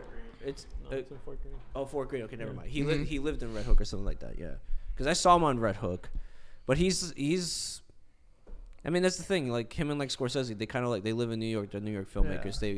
They live there. They live Scorsese there. kicked me out of the room when I was with him. You Yeah, I always remember say that. I'll say Tell the it. story Yeah, right. you He know didn't what? kick you out. It was He the kicked- other guy that well, kicked you out. Yeah, but he kind of kicked me out. Okay, he Yeah. facilitated the kick out. Yeah, he did. He helped. Scorsese said, get the facilitate. fuck out of here. No. Well, I don't mean to do this, but whatever. So I'm in a room. We're lighting up. It's an interview with Scorsese. I'm the gaffer. I lit him up, and then I step back and I'm gonna be on my phone like all day. I'm sorry. We got business to handle. We got this shit to run. So inventory push. Yo, I'm sorry, but I'm gonna be in the back on my phone handling business, and we had business to handle. He was texting me some shit. I was doing it, and Scorsese saw me on my phone, and he was like, "Yo, what are you doing?" I look up at him, and I'm like, Oh shit. "Me?" And then he was like, "Yeah, like you okay? Like what's going on?" And I was just on my phone. He didn't like that. I was on my phone. The director Well, was you like, were "Yo, you're in his eye line though. I was in the back. I was Oh, in the you were back. in his eye I was line. in the back. Well, I guess there was a couple things in front of me, but he saw me. I was the only one on my So phone. like, if I'm Scorsese right you're now, Scorsese, I'm like where that C-stand card is. that's kind of close. Yeah. But there's like No, things but in was front. the person Cameras that were in front interviewed- of me. and the interview was Interviewer he was was like talking where to Danny he was talking to is. camera or he was talking to No, interviewer was where like Godfrey was. So he was talking to Danny's interview? where the camera is, and I'm in the back. Oh, I guess he was he was probably being just a little dickhead. Yeah, he looks around a lot. He's always like this. Because I mean, it's not if there was an interview, I thought it was just like camera and you were in his eye line. But if it's just like the I mean, interview's yeah. right there, I wouldn't be paying attention to you. You know. I was close. Like he was nice about it. I mean, like, he didn't kick you out though. but he was like Someone distracted else- by Nah, the, but the he director. put the Oh, he did- oh, The eyes on director you. was like, "Yo, can you step out, please?" All he did was look at you and say, "Are you okay?" Right? I was on my phone, Bro, Yeah. but everybody on Yeah, come on. on a film set, you have like someone like Scorsese. Like the minute he speaks, everyone's gonna stop. You know what I'm saying? Yeah. So, You gotta know. But better. he was nice. He was nice. But he said, "Yo, it's okay. You Thank can't have your phone in front of the mask. You gotta know better.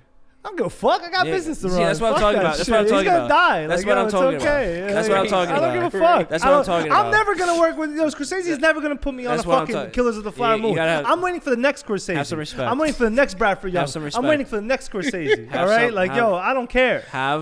bro, Have some Yo, respect. yeah, I'm gonna get hot. Because everyone's like, yo, you should have never had your phone. Fuck that motherfucker. I should have had my phone. Fucker, I should have been like, yo, I'm handling Why, business, all right, bro. why you keep that energy when you were in front of him? Nah, Exactly. That's what I thought. Keep that energy in front of him. Nah, I can't do That's what I'm that. saying. Keep that energy. Can't do that. That's disrespectful. Keep. That's mad disrespectful. But it was a good experience. Don't get me wrong. He's definitely very cool to listen to, and he's mad sharp. nah, it's definitely it's always cool seeing like the older guys. You know, always They like, definitely run it- on a different wave. Like Oh, it's- definitely on a it's like different wavelength. Like it's yeah. like cerebral almost. If it was Killers of the Flower Moon, obviously I would have had a different perspective. But it was a little 100%. GQ interview, bro. Relax. yeah. Damn, you still seem hot. I'm sorry. I'll stop. Have some respect. May I ask a question? Yeah, go ahead. Yeah. Do you feel like there's a lot of gatekeeping? I don't think so. Like for like in terms of what way? Like I in feel- terms of like who you are, like what do you bring, or like skin color? What do you think? Oh, that's even a great piggyback question. But I feel like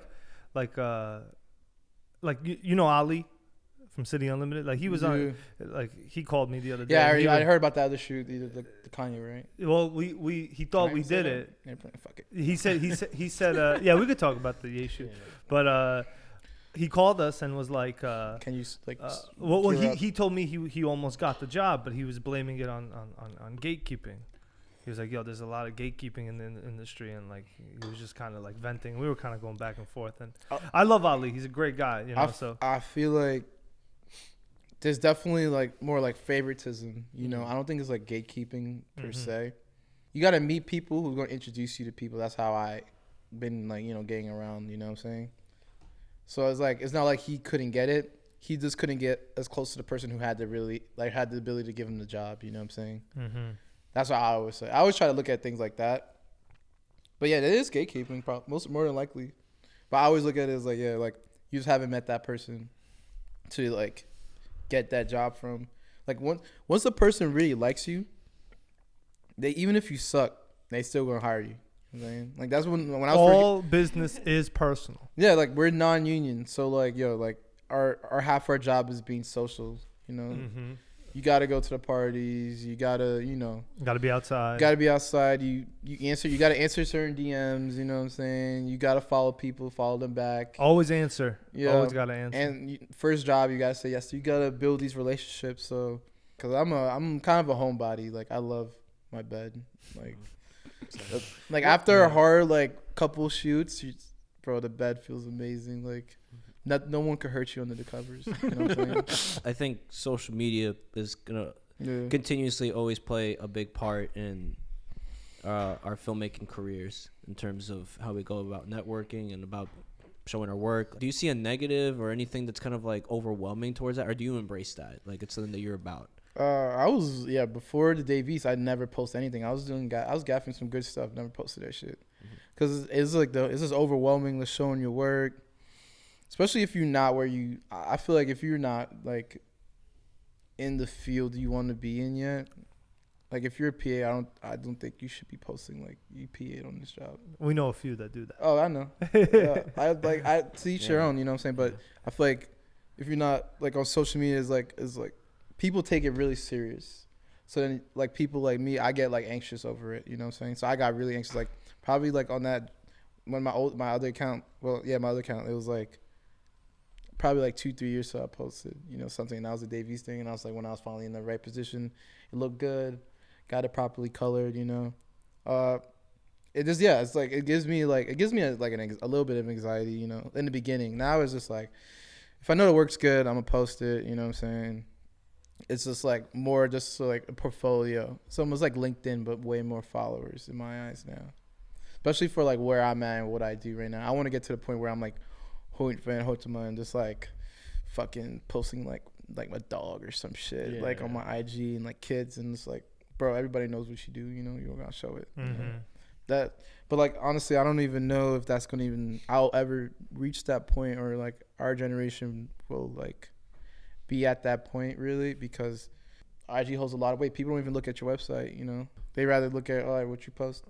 I don't even have a domain anymore. I used to have a website with work. I'm still cooking on mine. I'm still gonna have mine. I'm gonna see how it's gonna go for 2 years. I paid a lot of money for my domain, so I gotta.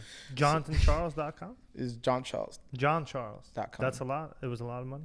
Yeah, like a band. Yeah. What?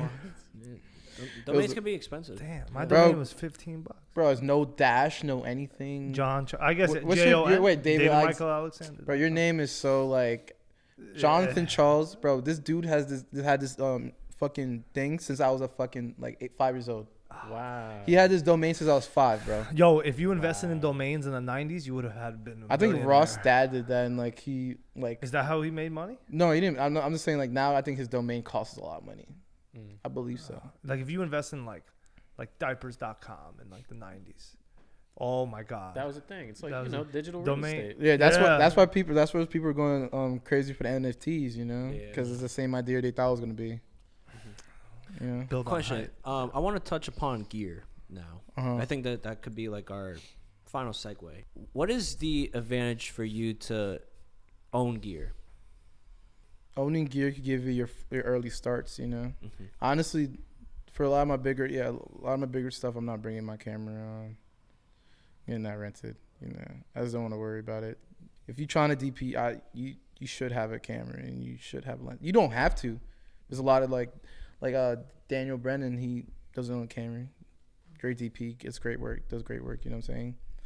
I think it's for people like, people like me, you know what I'm saying? Like, I was going to school for pre-med, like zero connections. Like you can't tell people you want to do this without having our product, or even give yourself like almost like leverage, like having something to offer. It's like, I have a camera, I got lenses, I got a couple lights.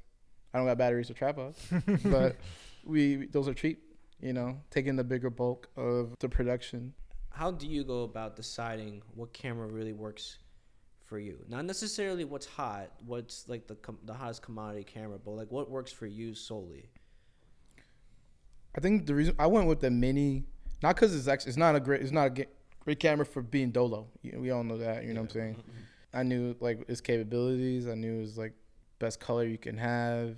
In my opinion, camera doesn't really matter. It's always lenses. If you have great lenses, like you could make the fucking Red X look great, Red Dragon X, whatever, look great, you know.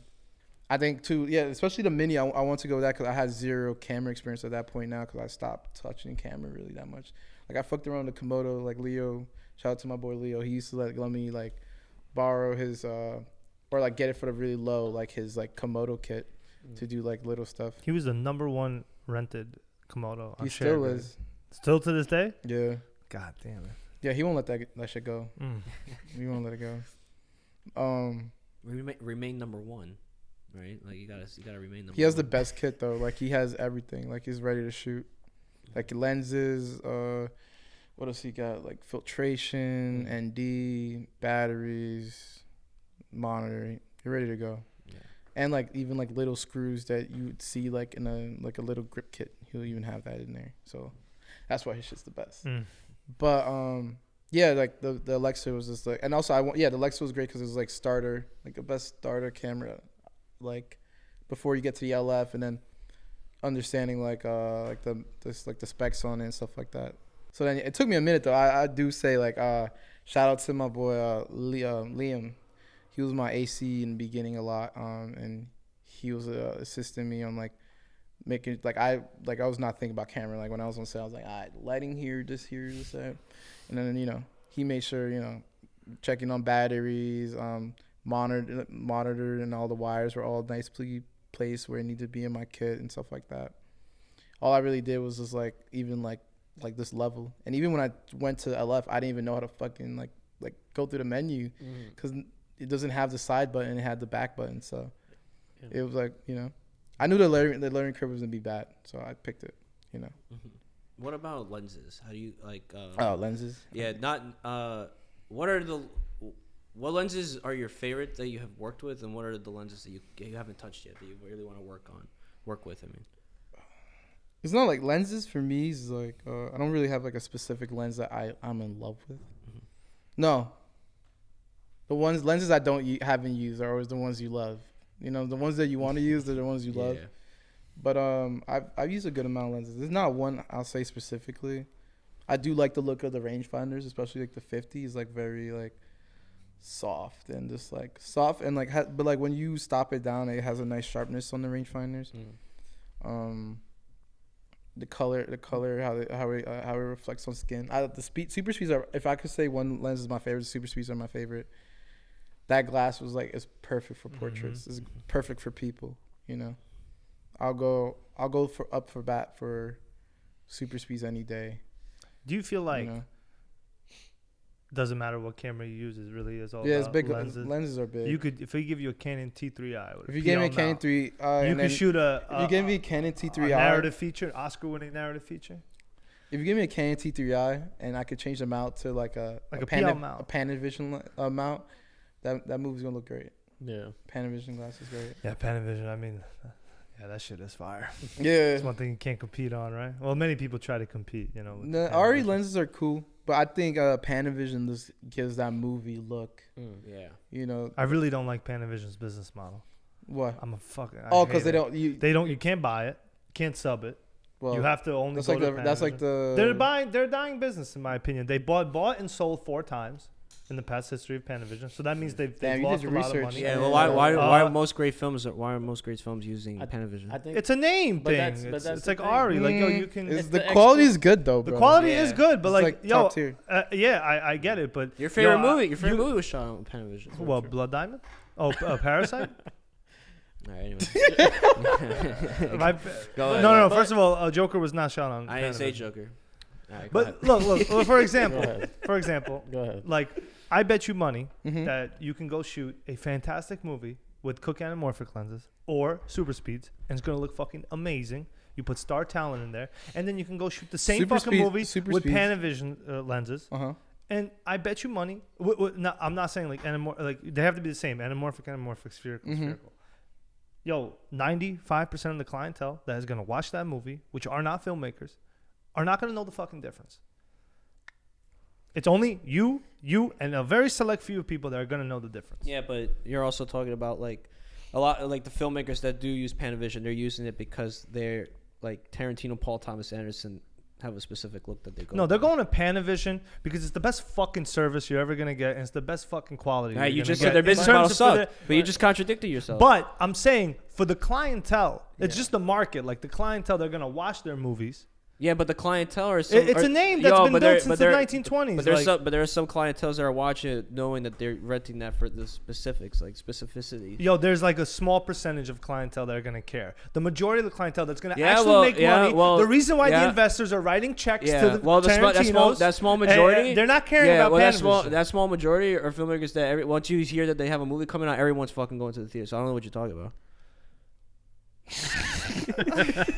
Now you All I'm saying you've is gotten like a peek of what we do. I'm tired. I am tired. You're just tired of no one's renting for much. That's what. Yeah, facts.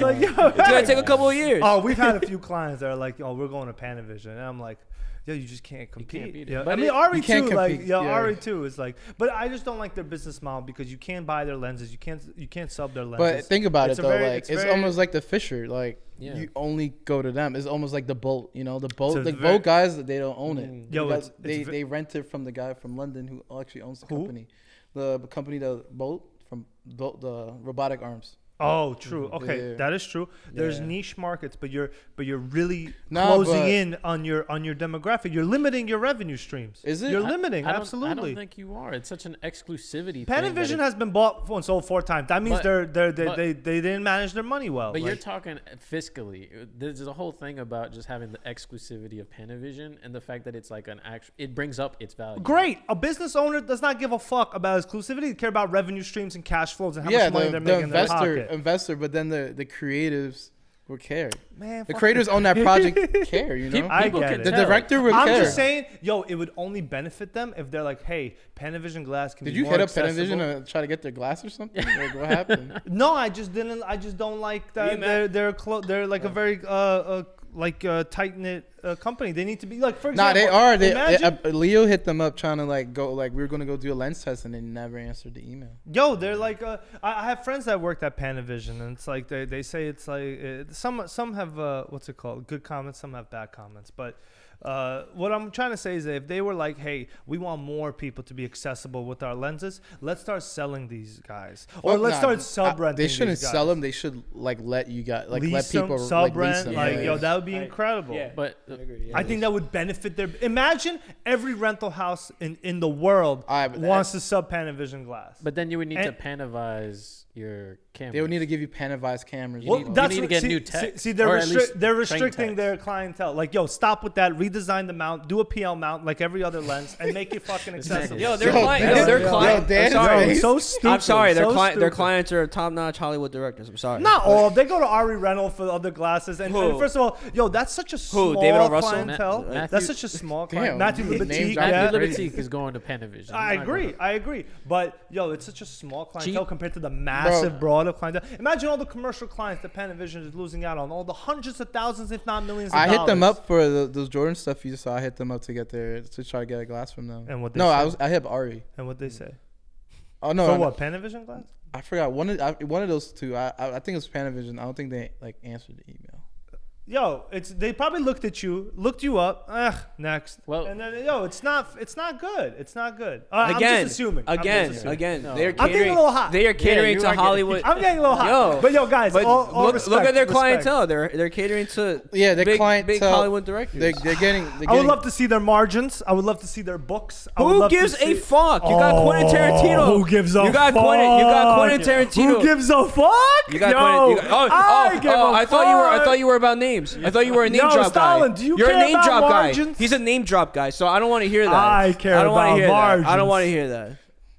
Well, gives I a believe Dave fuck? believes about margins. He wants to be a billionaire, so I respect it. A multimillionaire would be very nice too. Okay. Billionaires is a lot. That's a lot. M's.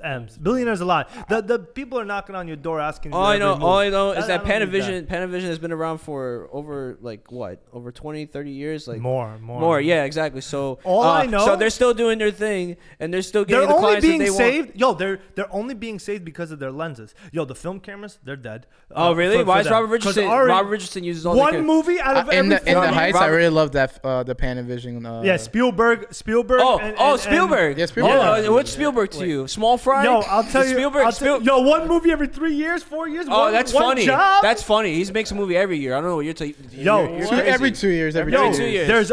Did he do He made the Color Purple? He made the BFG No, and no, fucking he Bridge of didn't. Spies in one The year. What are old you Color talking Purple. about? The old color. He Purple. made Ready Player One. He made War. He made all these movies in the span of the I last love 5 Ready years. Player One. I That's the love only. Ready I don't Player like One, sci-fi, too. but that's All I'm saying- I'm not a big fan of Now, that I'm one. That one kind of grew on me. I'm not gonna lie. What? grew on you. It was good off the jump. What do you mean? Off It the grew first, on you. Off the first viewing, I was like, eh. I didn't like that And movie. then Yeah. I saw it again. And I was I'm like, just it's not saying. bad. I didn't like it. The clientele is you can't They you can't can deny the expand. clientele, bro.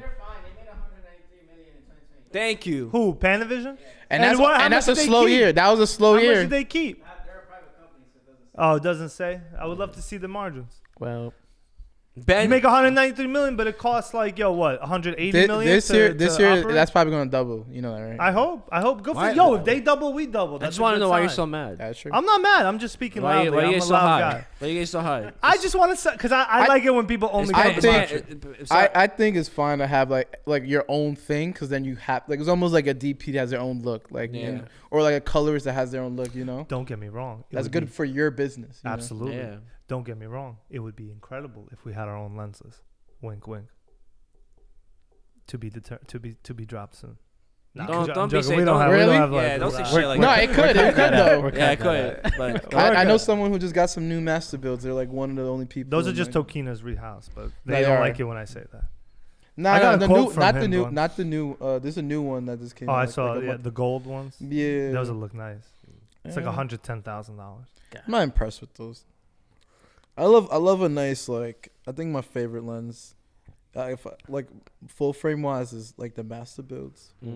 Those are nice. Those are my favorite, and then like yeah, Super 35 is definitely super speed. Yeah, Nothing those could are beat hot. those. You have Panavision has their own version of super speeds called Panaspeeds. Yeah, I saw it. Isn't it? But I think it's weird. I heard they was using the same glass. I gotta do the research though. when you look at glass, do you like a lot more characteristic in your image or something a lot more cleaner? Because I noticed, at least assisting for you, Mm-hmm. you're really down to try everything. You're like, what haven't I tried yet? And then you try and like, Yeah. Implement it. I just want to try it. Yeah, like yeah. I just need to. I need to see it. I need to see how it like how the lens like works on skin. I need to see how it like shows color. You know. I need to see like the bokeh. You know. I feel like people have terrible like lens tests online. Yeah, there's no like real Bro, like world application. honest to God, like I hate when they have like the freaking like the chart. chart Yeah. Bro, I was like, this doesn't Like fucking old help. fast me. glass. just shoot something. Like I make a love vignette old or fast something. glass. I wish they were in New York, but yeah, I hate. No, their lens we don't tests. need them in New York. Okay. No, wait. Shout out to old Oh, no, shout- Nah, I did a shoot in North Carolina. And they shipped the super. They do that a lot. Not what's it called? Which one? Not the K35. Yeah, the K35 zoom and the primes to North Carolina. Oh, They do that a lot. I've gotten before we started Matria, I was like looking up quotes for their lenses. They would ship you in. That's a big Yeah. thing they do because their collection is so vast. So they want to strategize the whole U.S. market. Yeah, that makes sense. Yeah. But There's a lot of like liability involved with that, so you have Crazy. to like account, and they charge you up the ass for that. But if you want it, you can get it.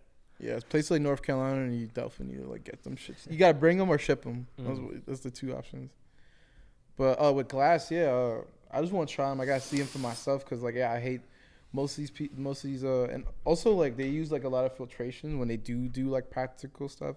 I want to see it bare. I want to see where it starts from and where I could bring it. You know. So that's why one of these days I'm gonna like get a hold of Panavision, and we're gonna try every single lens. Yeah, for sure. just trying to see. Just hit us up for the other stuff too. Oh, of course, bro. Of course, bro. Genie from Young, Panavision glass. You know? I get it. It's okay. Okay. How do you go about when it comes to color? When it comes to like post, I'm color still and learning. post? I'm still learning that. That's one of the things I'm like learning. Do you feel like that goes a lot into like how looks Yeah. are made, like how Yeah, like a unique look? It's the color, right? Color is big, especially like it like amplifies the image from like okay to great. Yeah. Like the Dave East one, like originally I think that production got it like colored by some guy, like not a real colorist. It wasn't Leo. Nah, but then I was able to get the raw footage and then get it recolored by Leo. Leo did it for free because that's my brother. Yeah, shout out Leo. That's Fantastic colors. That's the fourth Charles brother. That's the fourth. Yeah. So he colored it for me right then and there, and literally like everyone, like no one liked it, like once it came out, but then once I got it colored, everyone loved it. So from that first job, I knew how important color was, and then I fight for color as much as possible. There's a lot of fighting I do sometimes. It's just like they don't like this colorist, or they think like, oh, it's not worth it, just let the editor just do it and stuff like that. I'm like, nah. Like, have you had a DIT on set doing color for you? How amazing is that? I actually don't hang out with them at all because I'm just so stressed. I'm just like I did it like once or twice, and like, this is fucking cool. And I'm like, all right, see you again, see you later. Yeah. Like, I'm never like. DIT has, when I'm on set, they have a great time because I'm not by their monitors. I'm in the action, you know. So. Yeah, I think having a DIT on set is like a must. I know it's expensive, but I like DIT so all client can stay away from me. That's why I like. Like, they stay away from the 24-inch monitor and everything. They go to their monitors, you know. I also like, I'm a big, like, this is a collaborative thing. So I'm also always more open to like let the colors do what they think is like would be good for this. I always want to let them like see what their version of it looks like before I start talking about what I imagine it to be. You know? And then we'll find like a place in the middle, like that. The ones I just dropped the other day on my page, right? Those were not the color. That's not really necessarily the color I would have went with. I'm more of a bluish tone type of dude sometimes, but I was like willing to try it. You know, it looked great. It's like definitely different. I always want to diversify the portfolio, so it was important to like. I was happy to have like some something different to like showcase. You shot on analog before? Oh, film, yeah. Yeah. Do you think there will be a point in your career you see yourself strictly going into analog, or like? I don't think that could. I think we're never gonna go like fully analog, right? Like there's only, you have to start as a DP, like, you know, like Waleed Sokar and stuff like that. Like they're like DPs that only shoot on analog, you know, and they start off on analog. So then like, I don't know their real origins. It just looks like it, you know what I'm saying? But like I don't think I would be able to get in that realm. But I am in the realm of people saying, oh, if you want that film look, he could get it for you. You know what I'm saying? Yeah. Like I got a job one time and they said like they liked my stuff because it looked like it. Like it had the balance of film, but still like it had the look of film, but still with a digital touch. Like they liked, you know, like something like that. So I want to shoot more analog though. How do you feel when you're shooting analog? Like that project you did with Godfrey? Like do you become a different DP in a sense? That one, yeah, a little bit. You're a little bit more intentional. You're not trying to waste a film. Yeah. You're also like scared shitless, you know, because you're just like, it's like every frame matters. Every frame matters. Also the lighting, like this metering as much as possible. Like light. If we were outside for that shoot, so it's like, oh shit, the sun. I'm like, all right, how many like is this gonna blow this out, or is this gonna like make the image look weird? You know what I'm saying? What is it called? The video that you can see. HD video tab. HD video tab, but that's not like an accurate. Nah, it's just for frame. No. Yeah, it's just for framing and composition. And then it could help you with focus a little bit, but you shouldn't trust it. So how do they do it on like, let's say like a movie like Irishman, like 35mm cameras, and like I see like, yo, there's like 2 monitors. They got lasers. It's like really good. It's like the images of the movie, but they're shooting on film. How do they do that? No, well, they were shooting on digital for that one too. All right, but what? Like, but predominantly digital. What about like only film sets and like 35? Like they shoot. You see like the image, like what it's gonna look like on the movie. How do they do that? Or am I like, no, it's never really too like accurate to what's coming off. Like at least with 35 and 16, like I've never seen it be super accurate. It's always a composition. You're seeing what it's gonna look like as a daily. Yeah. Essentially. And then there's like the whole process of like looking at the dailies and then transitioning that through color and actually maybe there might be like better HD video taps for 35. There are and like it might like render I haven't shot 35, but do they like show color better? I haven't on the HD taps. I haven't worked with 35 too much, but from what I've seen and like just heard from other DPs, it's when it comes to 35 video taps, it's a lot cleaner because it's just like it's not as much of like a squeeze into like the viewfinder. But but it's still not a reliable thing for color or any of that. Facts. I've heard a couple people say the most reliable thing is like. But is it more looks to your colorful? eye. Because I'm just like, because 16 is like almost like black and white. It looks like. Almost. Yeah. It is definitely a lot more colorful. Okay. Yeah. But I want to shoot more 35. I want to shoot 35 and 16 for a reason. Like I have, me and Jacob are probably gonna have something to do like maybe in a year or so. That's gonna like there's a rhyme and reason why we're mixing media. You know what I'm saying? Mm-hmm. I think, yeah, like I wouldn't want to just shoot 16 just because it needs to be 16, or 35. Oh, I definitely want to shoot 35. I definitely want to shoot 35, but I want 35. I want it to be intentional, Yeah. We definitely want to invest more into film cameras. Well, we were all in talks at one point about getting a 16 mil. Mm-hmm. 416. Not the 416. You're Bro. bugging. Come on, guys, go First big or go home. Go big or go home. You gotta start with the little SR2, SR3. SR3 high advanced. I'll pack. say Anton. You know this kid had an SR3. Yeah, he was telling me a story. If I knew him back then, I would have probably took it. But also, I had no money at that time, so I probably wouldn't have been able to take his. Who's your friend, right?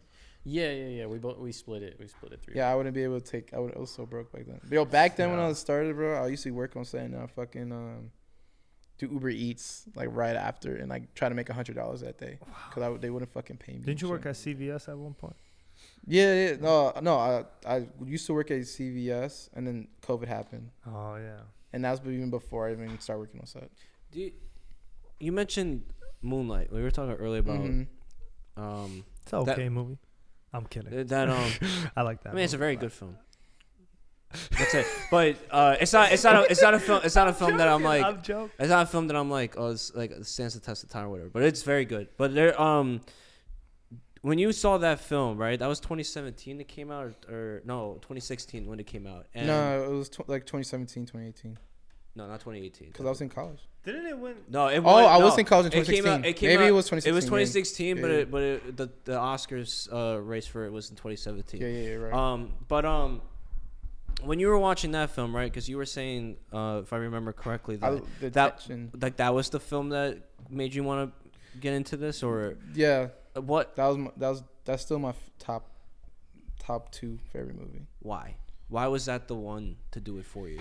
It was just I like the intention about everything, I also love it was just so beautiful, you know what I'm saying? Like I wouldn't have thought of going like the color. It's like it's definitely one of those films that you could say was definitely a collaborative effort.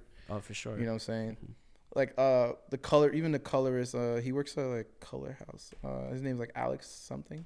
He like I wouldn't have thought about like going that blue, especially even at the daytime. You know what I'm saying? But it was beautiful. It had like I just love how intentional everything was on that. Yeah, it's like they didn't. It didn't feel like any part of it was like. They didn't shoot that shit on Panavision.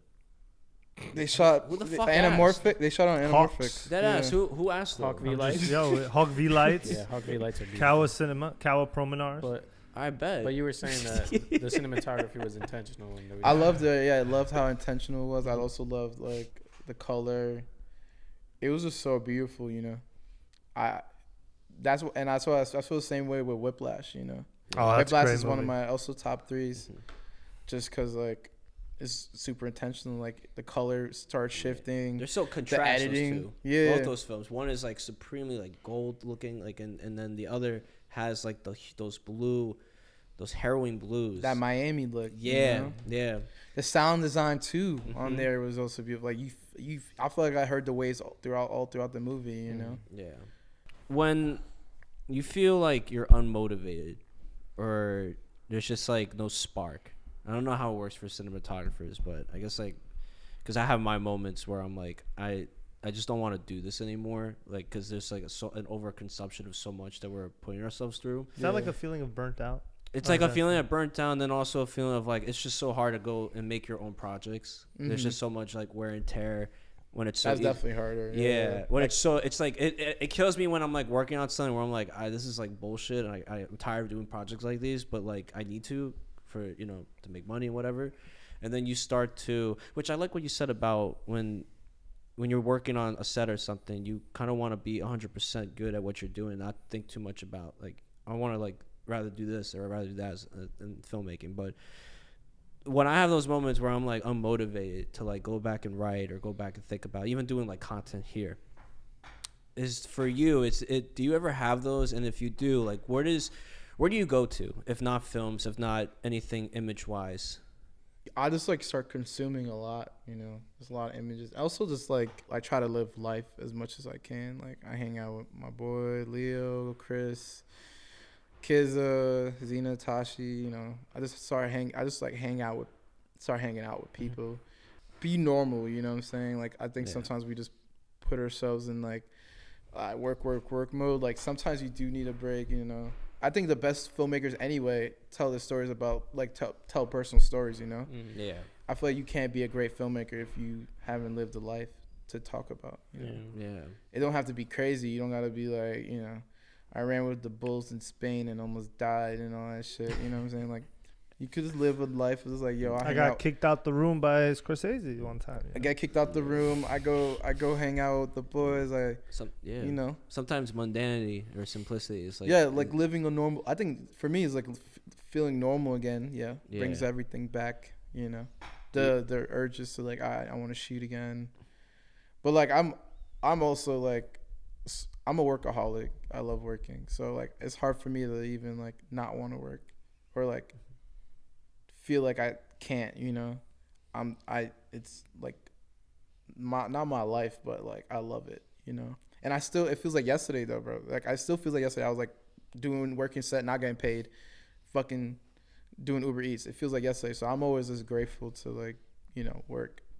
Yeah. So it's just like, yeah, I'm like with it as always. Do you think you'll ever see yourself, like, I don't know if you're in this stage in your career where there'll be some projects where you're not actually being the camera op, like you're in a room looking at the monitor telling camera operators how to move, how to orchestrate. Like if I was using like those walls with like the mech techno crane. I guess so. Is that what the Unreal Engine walls and the techno the crane? volume? The volume and yeah. stuff. Like I was talking to a DP friend who was just like yeah, like I enjoy like telling like the camera operators how to frame everything, and they're the DP, and I've worked on sets where I see DPs doing that now but I don't know. More white glove in it. Yeah. I wouldn't mind it like later.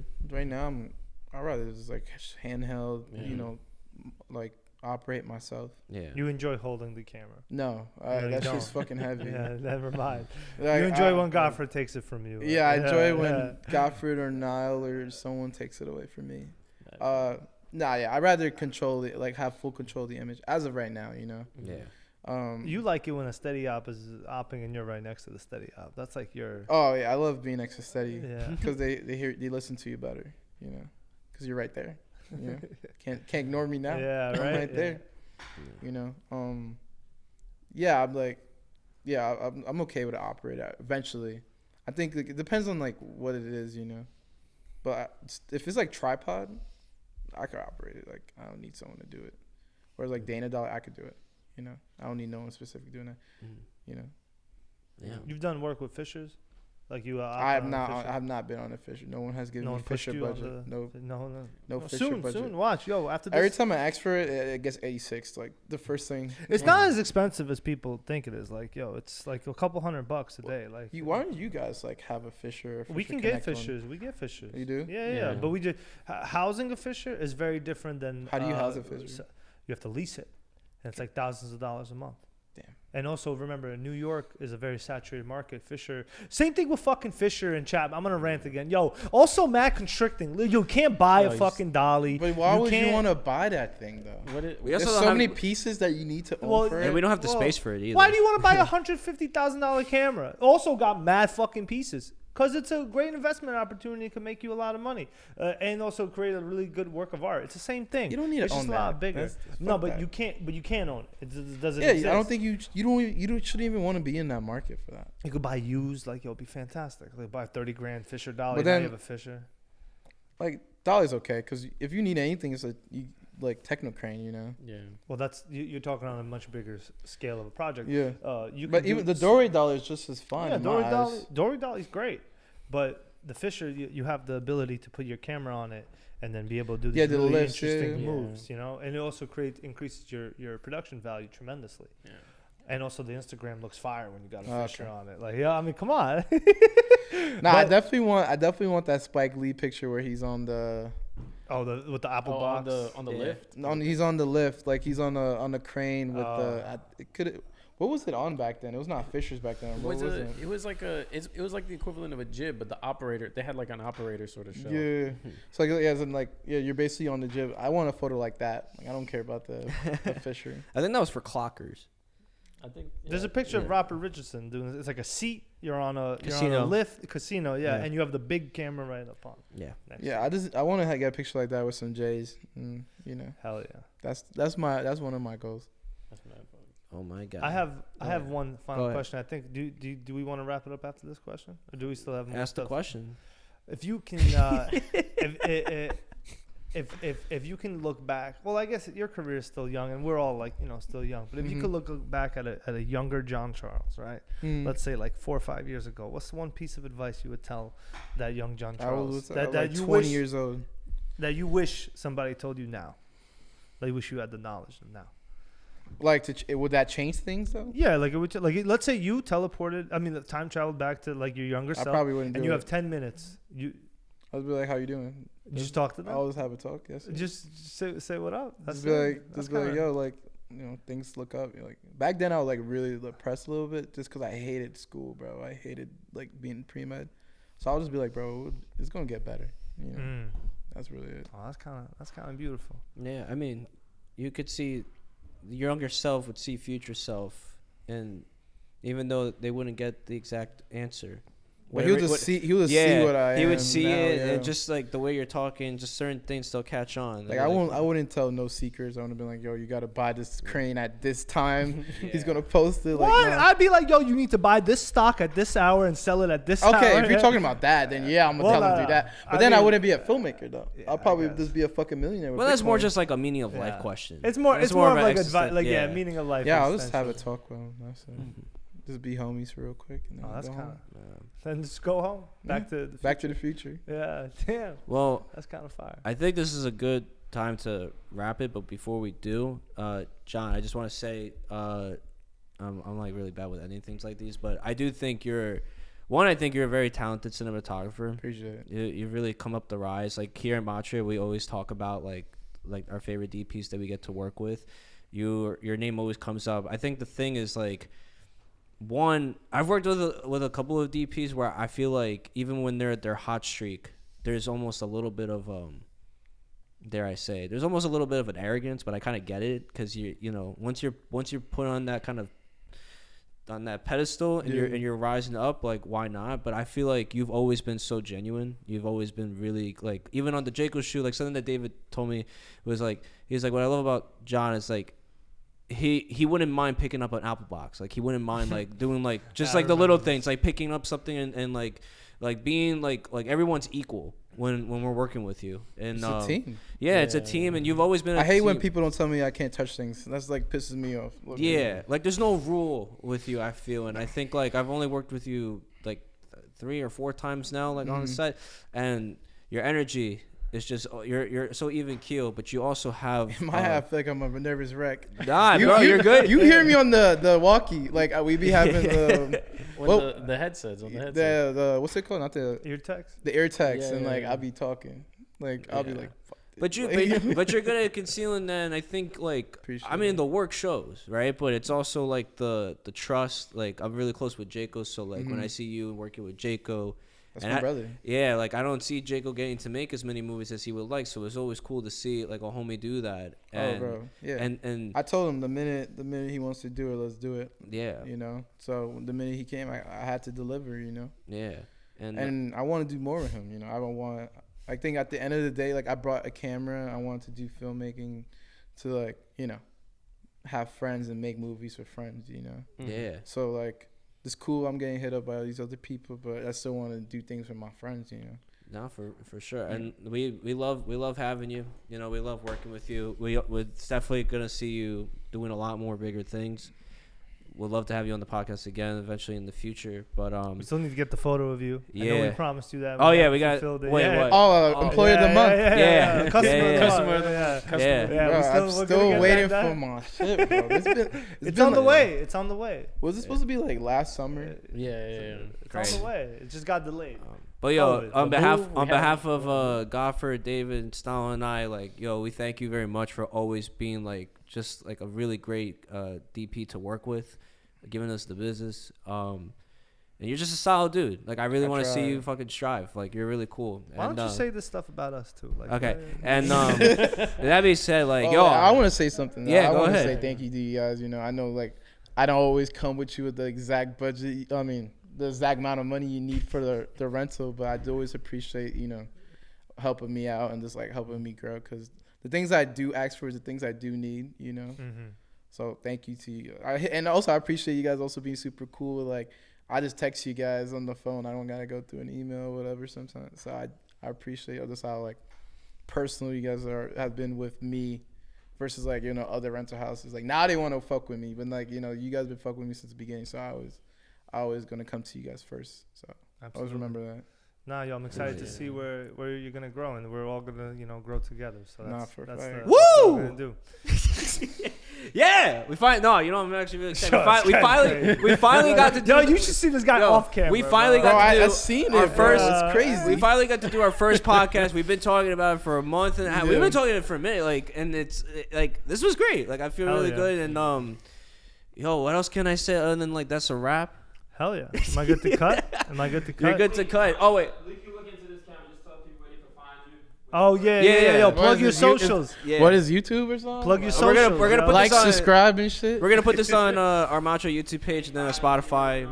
What's the Matria YouTube page? just Matria It's Rentals. just at You already Matria have Rentals. it yet? Yeah. Okay. Wait, when you say it, I'm gonna put like a font over it, like everything on font. So, but also your info too. Like, I mean, I'll put that up as well, like your IG and whatnot. Alright. So what I got? Just be like, yo, what up? I'm Jon Charles. You can find me at What's this Disney Channel? What's going on, guys? Yo, the same. Yo, you've listened. Yeah. Look at the M. Yeah. You've listened to Deacons. Damn, we might as well do that. Yo, with the M. Yeah, that That'd could be crazy. You I'm listen to not gonna be Deacons? the first one to do it, but it's cool. I do listen to Deacons, but I usually like skip around. But like, you know how in the beginning. he rambles.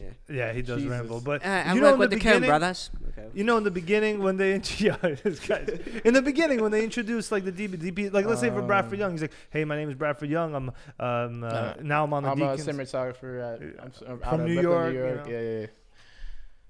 Yeah. Cool. Do I gotta look in the camera? All right. Hi, my name is Jon Charles. I'm a cinematographer out of Brooklyn, New York. You guys can find me on my social at jon.charles, JON.charles. Hell yeah. Love All it. right. Thank you guys. All right. Peace. All right. We trust that you found this discussion on today's episode of In Frame enjoyable and invaluable. Be sure to keep an eye out for upcoming episodes as we chat with various industry professionals such as cinematographers, gaffers, producers, and directors about their unique journeys and perspectives of the industry. In Frame is sponsored by Matria Rentals, a New York-based film equipment rental house offering film equipment and services tailored to meet your filmmaking needs. For any inquiries, shoot us an email at info@matriarentals.com or visit our website at www.matriarentals.com.